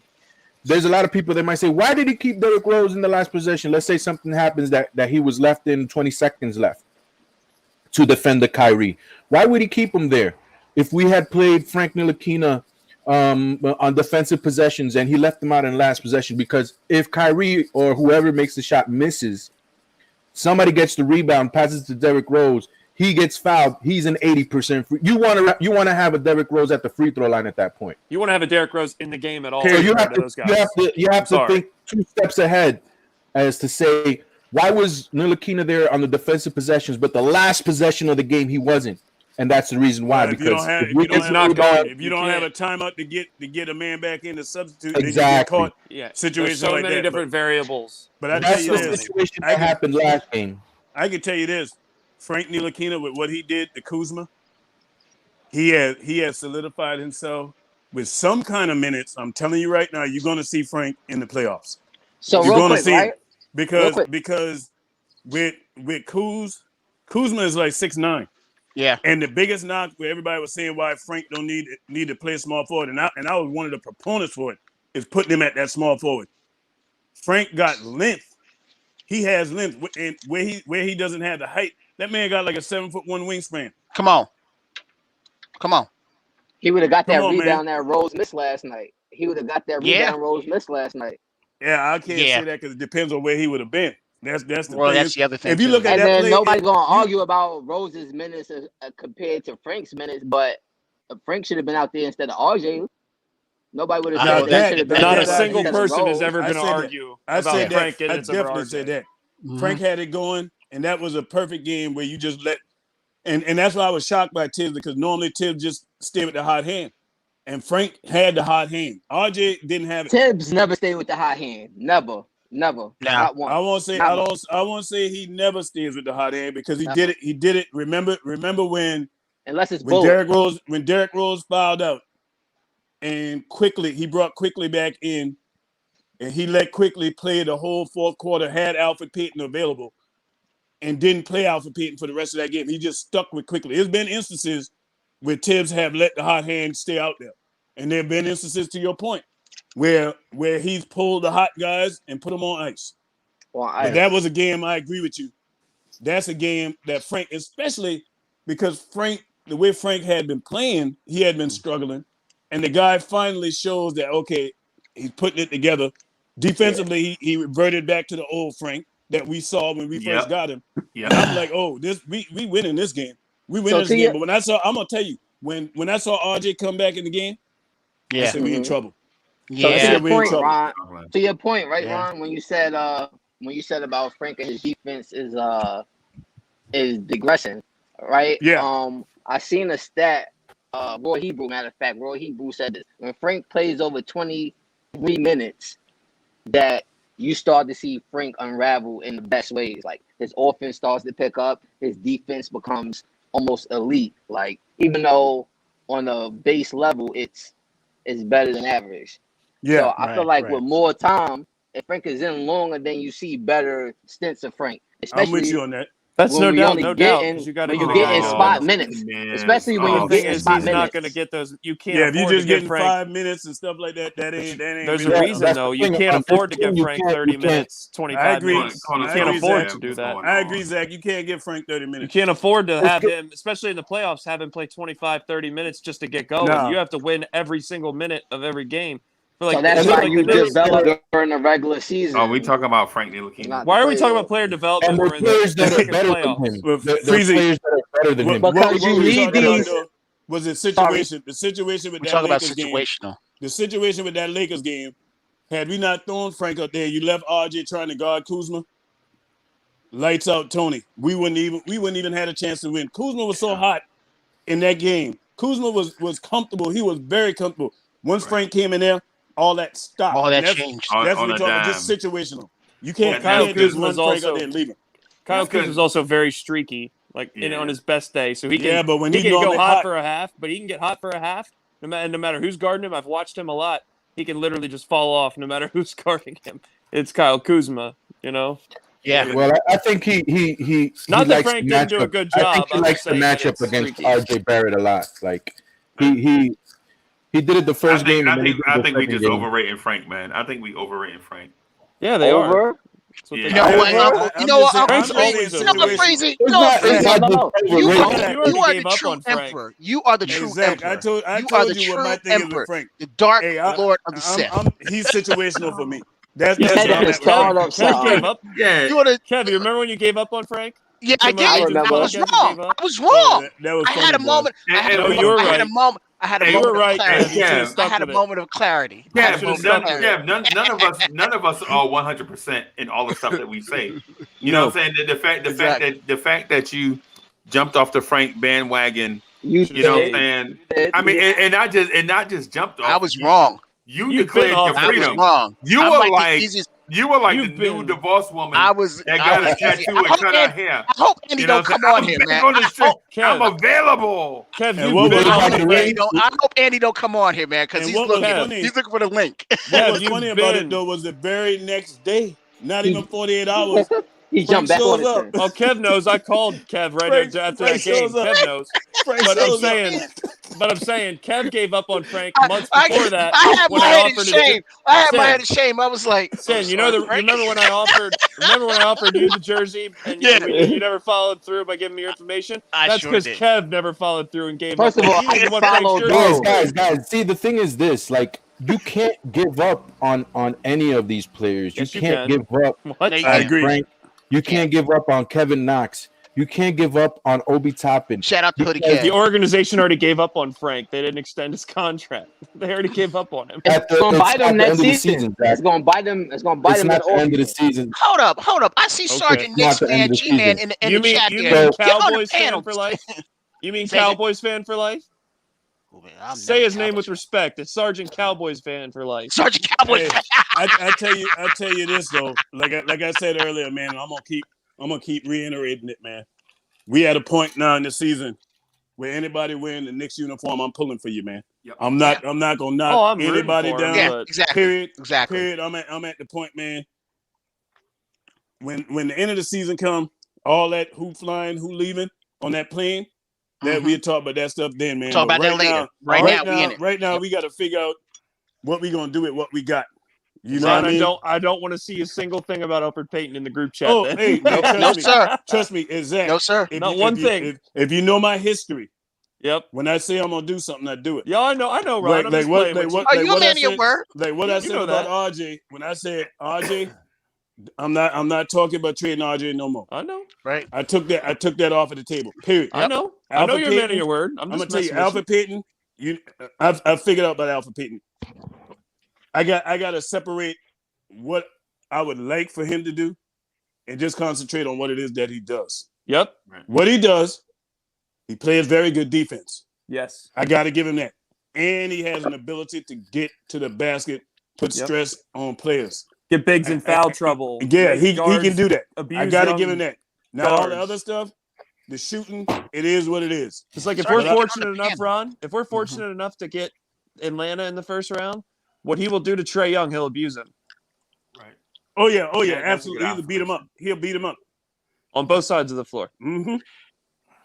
I'm gonna tell you, hey, real quick. I'm gonna tell you why G-Man don't want to come on here because he's a Cowboys fan. He don't want to admit it. That also, but on last night on Freezy's show, and Kev has a new shirt on. Yeah. On Freezy's show, they had a debate of this movie Candyman, where if you say Candyman's name 5 times, he appears. G-Man kept saying 3, and it was already proven that it's 5 times. That's why he ain't coming on here. That's why he ain't showing his when he's wrong. He ain't gonna admit when he's wrong. He ain't gonna admit when he's wrong at all. He ain't gonna admit it all. He ain't even come here. Kev, you're just always wrong. So you're the Kev, G-Man said he's working. Oh, he's working? What's he working on? He got enough rest. He's knitting his next cowboy blanket. Oh wow! So I got a question for y'all, man. How far y'all think the Knicks go? First round, second round, top. Are you assuming everybody's healthy? Yeah. Yeah. First round, maybe all first things round created win. equal. First round win at the most.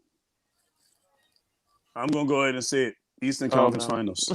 I'm riding with my man Chris out there in Oklahoma, man. Chris, remember on my show, he said when we were down to 2 games below 500, he said the Knicks were going to go on a 10-game winning streak. He was off by 1. Yeah, everybody laughed at him. Too, Zach. Everybody laughed at him. He said we were going to win 40 games, and he said the Knicks were going to the Eastern Conference Finals. All those things is pretty much right there. You know what I mean? We still got an opportunity to get 40 wins. Right. Exactly. And when I look at the Eastern Conference, depending on how stuff plays out, with this defense, I mean, we are number 1 in the most important category on defense, in my opinion. Points allowed. Right. Points allowed. When we show up in your building, your points total come down. You know what doesn't make sense about those stats? That stupid ass, pardon my French, but stupid ass deficient net efficiency. Yeah. We're number 1 in points per game allowed. We're number 1 in field goal percentage. How can you get more efficient? We allowed the least percentage and the least points. How is there more efficiency than that? So that's basically telling me that you don't take as many threes when you play us, and you don't make as much as when you play in other teams. And some nerd and somehow we still not the number 1 overall defense. That's some crazy. Some nerd wanted to hit on the Knicks. Well, they're number 1 in every real category. Yeah, they're 5th. Yeah, let's just make up one. Let's just make up a new category. Yeah, that's crazy. That's crazy. But that's why I say, man, with this top-notch defense, the biggest scare for the league is the Knicks scoring points.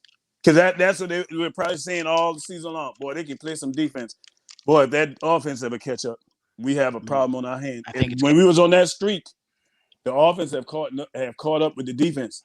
Because we were reeling off 118, and that was good enough for 3rd overall at that clip for a whole season. Right. And the three of you have known me ever since I started coming on these YouTube things. And what I said in the beginning was, and still throughout, was that Tibbs had to make a decision to start this season in order to be competitive. Focus with the short off season and short training camp, short preseason. You have to focus on one side of the ball, and he focused on defense. And I said during the season, the rest will catch up. Yep. And we'll be nasty. Right. Yep. That's why we've gotten better, and that's where the addition of Derrick Rose loomed big. Because as soon as Derrick Rose came in, I think our point at that time we were averaging like 104, and then we started jumping up to like 109, 110 with Derrick Rose, and I'm like, okay. You can see it. The numbers were bearing out when you saw it when Derrick Rose was on the floor, how that offense looked. And when Johnny Bryant became in control of the offense, like I told you, he's our next head coach. He needs to be our next head coach. Oh yeah. When Tom Thibodeau already retired, we're going to do a transfer of power. That way we keep the thing rolling. And that's how you any good business run, man. Next man up from within. You don't go if you're trying to say we're going to establish this culture. Why you go away from what was working? After a person really retires, different. If a new head coach comes in, it's a new culture again. Yeah, exactly. It's not the same culture. You know what I mean? I never could. And the Knicks have finally gotten it right. They've finally gotten it right. And say that again, Ron. Teams. Something you always say. Say that again. The Knicks have finally gotten it right, man. And I'm so happy. Thank you, Minnesota. I'm not crying. Chicago. You're crying. Thank you for giving up on this There's guy. actually somebody crying. I was Top watching and 5 somebody coach. was crying. Tibbs got the guy fired that they hired to replace him. Let that sink in. Yeah. All right, Zach. You asked it seems like everybody answered. I'll answer your question. Which question was I that? didn't get a chance to answer Ron's question. I was waiting for a man to finish. Oh, okay. Go ahead. So Ron asked us how far. Oh, it's Ron. That's right. Yeah, I was gonna say I didn't ask nothing. So I'm thinking NBA Finals, and here's why. Okay. Here's why. Right. Stole my thunder, but okay. Our Achilles heel this season defensively is the bigs in the paint. Right. If we get a pathway where we don't play a Joel Embiid, I think it's a wrap for us to make it to the finals. Because no other team, these teams depend on the teams that we're facing in the playoffs are going to give us 2 games. And here's why. I'm going to say they're going to give us 2 games, but I'm going to address that second. And I'm going to address the first thing first. Without a big dominating our painted area, our team defense can smother their perimeter scorers. Yep. Regardless whoever they are. Harden, Kyrie, Durant, Giannis, Simmons, you can name them all, right? Trae Young, you can name them all. Our team defense is superior than an individual's offensive game, right? Kevin Durant can catch fire against us and go 11 for 28, right? But that's 11 for 28, bro. Right? He can finish with 31 points off of 11 of 28 shooting, right? That's a mellow game. But what else is going to go on around, for that team, right? So here's the thing. And right, so that's giving us a game, right? Where their star just plays inefficient. Here's where teams give us the 2 games off the muscle. In the regular season, these teams that live and die with a 3-pointer can live each game because if they get off a little bit, they can make an adjustment and move to the next city, right? They don't like they. So if you have a bad shooting night in Washington, well, it's off to Philadelphia. Well, if you have a bad shooting night against New York, guess where you're off to? The hotel to come back and play in 2 days, right? And now we have this stuff on tape. We're like, okay, this is the adjustment that we made, and they couldn't figure it out. And so we won that game. They're going to try to figure this thing out. And so the thing is 3-pointers can save you, but they can also sink you. Yeah. And that's why teams that don't have a certified bucket getter in the playoffs can't advance. It's the reason why the Bucks can't advance because into the Toronto Raptors, right? When Kawhi left and they had Pascal Siakam as their bona fide bucket getter, guess what happened? They lost in the first round, second round, right? Giannis, once you flip the 3-2 zone on Giannis and he can't get his momentum going, bro, it's a wrap. And long 3-point misses leads to fast breaks the other way, right? Yep. Open court the other way, right? You want teams shooting threes and missing. That's why when Ron Cleveland and myself played high school basketball, the coach said, if we up by 10, if you shoot a 3, I'm going to punch you in your face.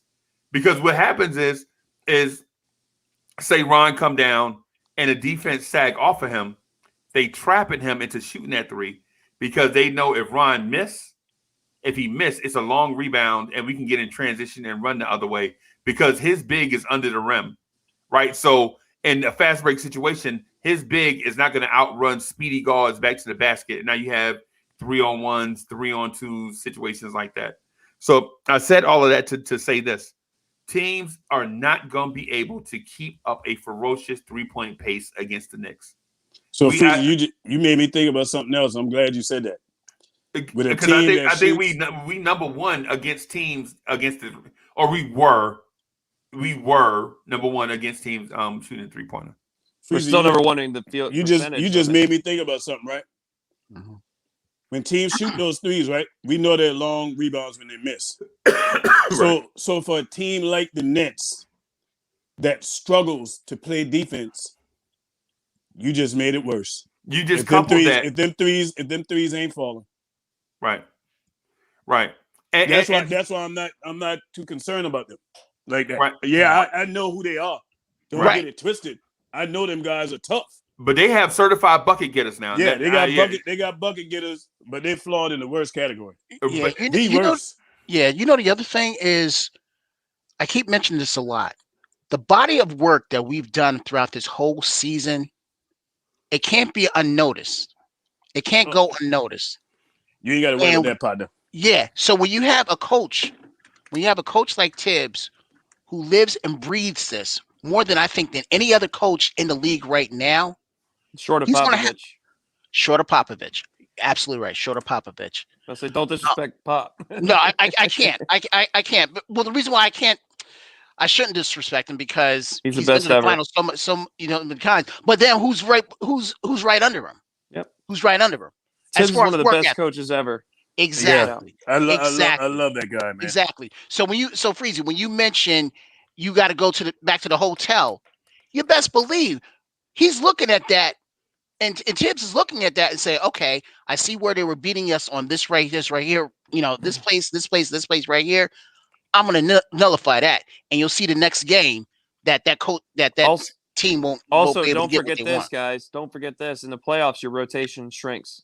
Yeah. So when your rotation shrinks, like that's where Tibbs really excels, because now we're not gonna be able to sit here on this podcast on the beautiful Knicks at Night podcast, like after a game, and sit there and say, well, why did Obi do this, or why did Frank do this, or blah blah blah. No, because if they're not going to play if they're not contributing to winning. So we're not going to have those boneheaded plays as much as we did even in the regular season when we were still winning games. Boy, it's so good to have a competent coach, man.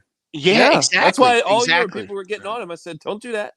He deserves his respect. I'm going to to tell you, adjustments when they need to be made. He's a great consistent, coach, man. Oh yeah, we didn't try out 17 different lineups. Exactly. You know what I mean? Before that's why I have no faith in the Nets, because their starting five hasn't been together all season. That's because they're waiting for this moment. I think it's gonna bite them. I think it's gonna bite them. I think it's gonna bite them. Case in point, look at what happened with the Clippers last year, and where did the Clippers go? I'm gonna tell you also Paul George has never no championship experience like Kyrie and KD. At least there's two of the three that have championship experience. The biggest challenge is gonna be for Brooklyn is, I think, really in their own head. Really, in their head. Yeah, that's who is willing to take the back seat. Can they put their egos aside? That's gonna be their biggest challenge come playoff time, because it's easy to do it in regular season, but when you make a name for yourself, we know it's in the playoffs, and that's why I'm so happy for Julius Randle this year, man. That dude, Julius Randle.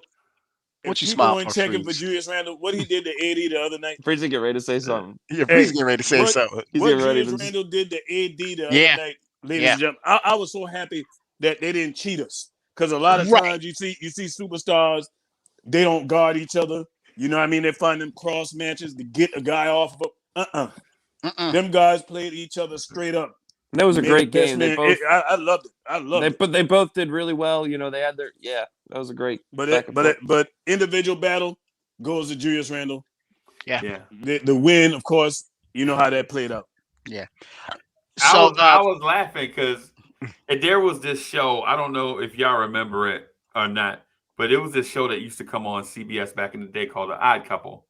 And when the Odd Couple used to come on, the announcer was like, "Can these two guys live together amongst themselves without driving each other crazy?" Yeah, you remember that? And so when Ron was talking about when y'all was talking about KD and Kyrie and James Harden and everybody and Blake being Griffin, and all this, and all this joint, and so I was like, salute G Money, and I was thinking like, can these three players coexist without driving each other crazy?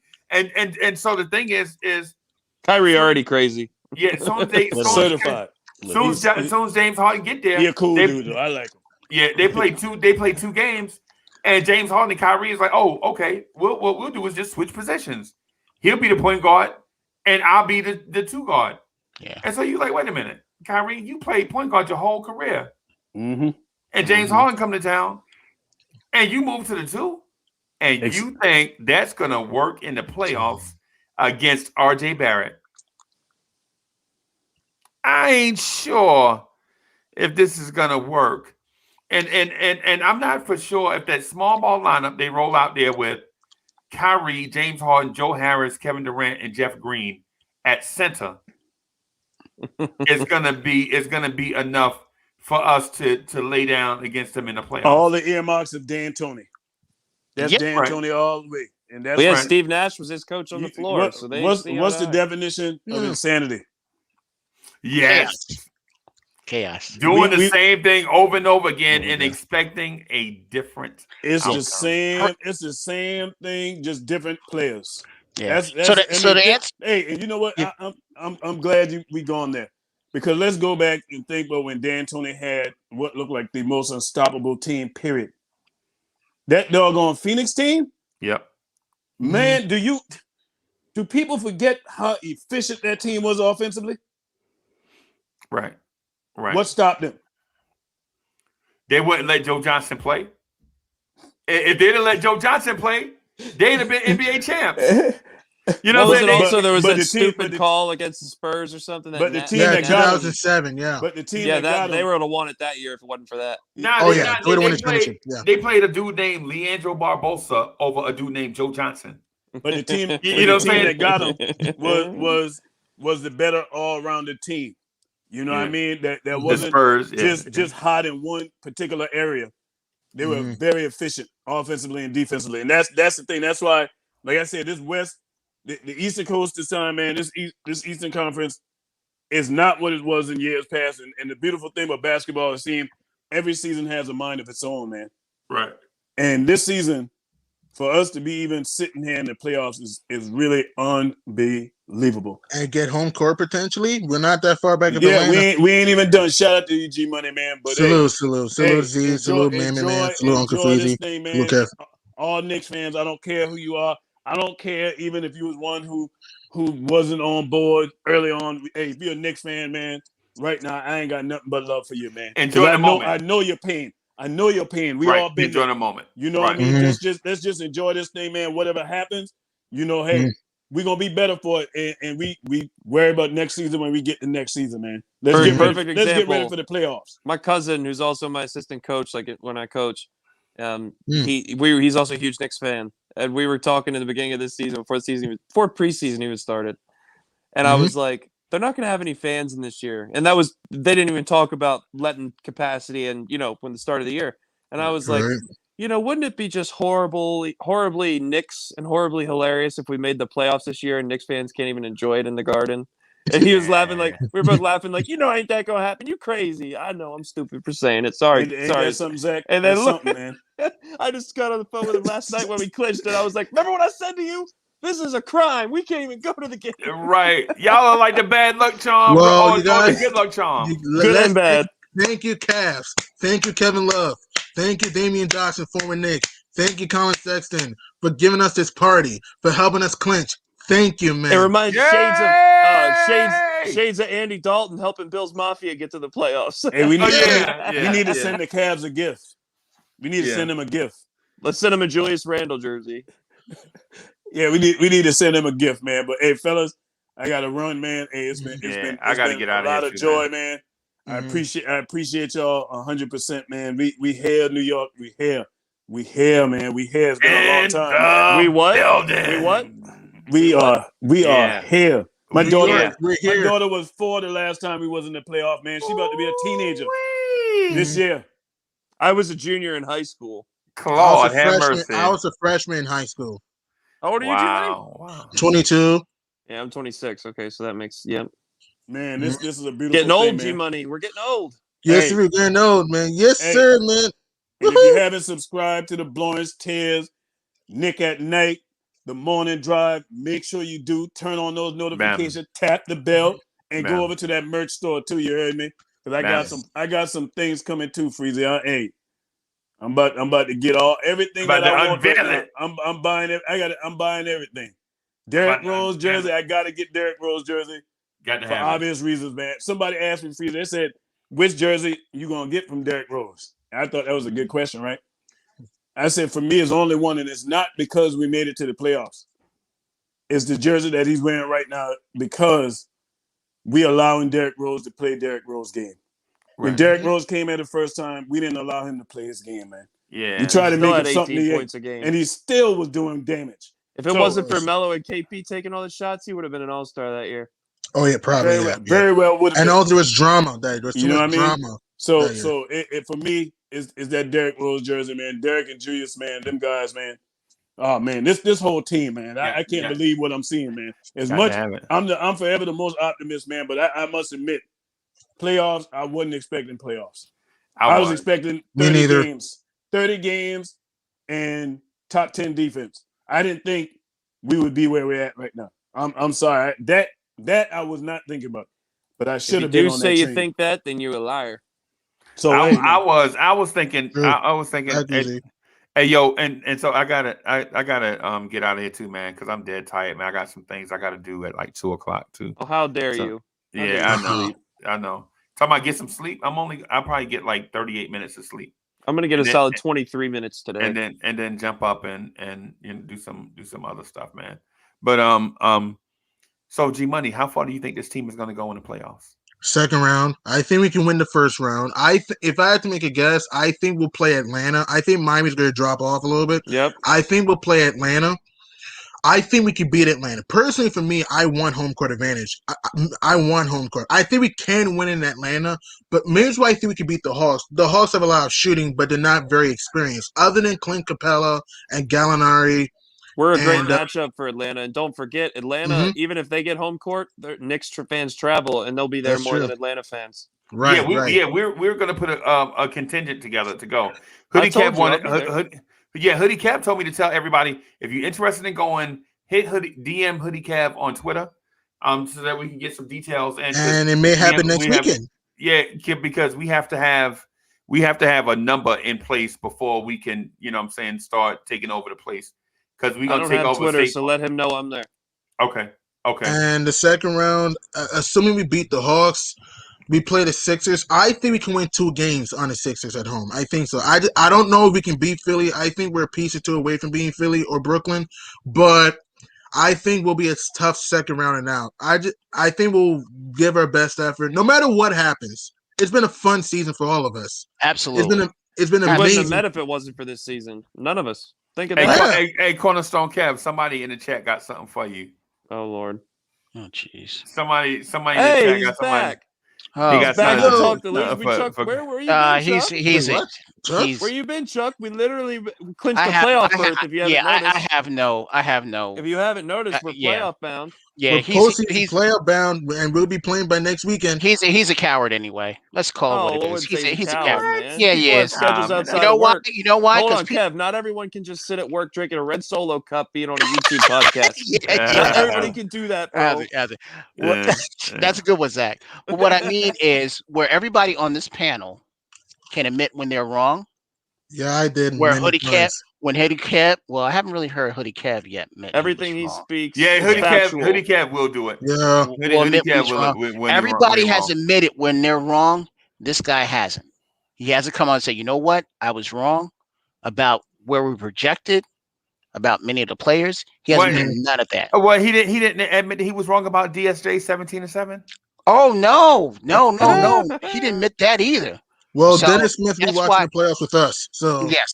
So you know what, Zach, you are right. Coward is a little bit too strong. Way too strong. Yeah. He's part of our Knicks family, man. Yeah, he's part of the family, bro. I'll say he's weak-minded. No, man, that's still too strong. What? No, I'm just upset because this guy, he went on such a tangent of making sure that we all knew that we weren't making the playoffs at all, that we were going to win under 20 games.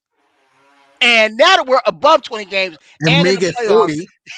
Might get 40. All of us were thinking the same thing though when the season started. He just hasn't been around. I said 35 plus. I said 35 plus. Oh, don't. I did, Zach. Don't. I did. You said it after we won our 20th game. I said 35 plus. I said 35 plus. That's where I was going at. I was wrong. I said 42 and 30. I predicted that in October. I think we'll take that. I think we'll take that. No, exactly. Straight up. I mean, when we started on Sportscaster, they asked me. Okay. Right. No lie. It was a bunch of us. It was like 9 people on the screen. They asked me, and I said 42 and 30. And for the next 3 hours, they killed me. Zach. We didn't even know each other back then. I would have killed you too. Think about it. Think about it. We were like all strangers, right? We had only been knowing each other for like 2 days. I wasn't even in the picture yet. If you were a sportscaster. Yeah. Yeah. We doing sportscast. Man, Nick G was killing me because I said 42 and 30. You know what I'm saying? And now look at you. And now look at you. And now Nick G don't even come on. What was I saying? You saw Nick G? I think he commented on one of our videos, one of our podcasts. I haven't seen him on the panel in a while. Yeah. But that's what I'm saying. But he's still dope. He'll still show up. He'll still show up. Salute to Nick G. Yeah. That's what I'm saying. Just admit. That's all. When you're wrong. And I've been wrong a lot of times this season. Okay, I was wrong a lot. Let me use your own medicine against you, Kev. Admit you gave up on Frank before you publicly admitted it. Absolutely. It's true, you did. Did I you give gave up on on Frank before you publicly gave up on him. You wouldn't even take a free. Hold on. You would not take a free Frank Ntilikina jersey the first weekend I met you. You would not take a free Frank jersey. Exactly. And every time I said Frank was a 6'4" Tree Rollins. Remember when I said he was a 6'4" big country? I had to roll with the punches, man. I had to roll with the punches. Right. What do you guys think we're doing the homestand? I think we may sweep this homestand. What do you guys think? I hope we need to. I hope we do. I think we can. Help, hey, G Money, I know we're gonna win the Boston one. Oh, they're self-destructing right now. Yeah. Oh my God. But speaking of Freezy, I wanted to put this out there. I wanted you guys to know. You know the show Godfather of Harlem? Yes, I do. Yeah. Marquand Smith, the producer and the inventor of that show, is going to be on our podcast here soon. Oh, sweet. That's dope. Yeah, and he's going to be talking. We're going to be switching it up a little bit. Cool. Yeah, that's super dope, man. Mm-hmm. That's super dope. So, I got to get out of here so I can get some rest. Oh nope, no, not allowed. We're still celebrating. We're still celebrating. Celebration time. Come on. Yeah, I only been so I've been up since 4:30 yesterday afternoon. I'm gonna just get like 30 minutes. I'm gonna get like 30 minutes. Okay. And then I'm gonna jump back up. I ain't gonna sleep all night like Cornerstone Kev. Hey, listen. I ain't gonna get 9 hours of sleep. Listen. I went home yesterday at it takes me an hour I get out at 5 o'clock. It takes me an hour to get home. So I didn't get home till like around 6:10. And I told the missus, I said, listen, I'll go get something to eat for us. But after that, I'm going to bed. And that's exactly what happened. And I'm so refreshed right now. You don't even work at work. Look at you. You're on a podcast. Look at you, you're tired. Sleep heavenly, Zach, sweet prince. Between me and you, Zach, there's nobody here. I'm the only one here. So exactly, in this building. But between you, me, and the thousands of people that are going to watch this, you forget we're live. Between you, me, and 1,000 other people that watch. It's meant to be. It's meant to be. That's all I got to say about it. But I'm not going to hide my Knicks enthusiasm, man. I'm excited, man. And he's got a new shirt on. This is not a new shirt. And Kyle Lowry is 972 years old today. Yeah. Oh, his birthday was yesterday. 2,000 years old. Oh wow! You know what's going to be interesting? Is that in cat years? Soon it's going to be it's BKL before Kyle Lowry instead of. You know what's going to be interesting in the off season? The conversation is going to be in the off season. And Kyle Lowry could be in the Big Apple soon. Who knows? Yeah, right. Either him, my man from Chicago, and Levine. Levine and Ball. Those are the three that are going to be the hot topics this summer of who we should get and everything. All right, so I'm gonna run. Thank you, everybody. We're rocking the back. Yeah.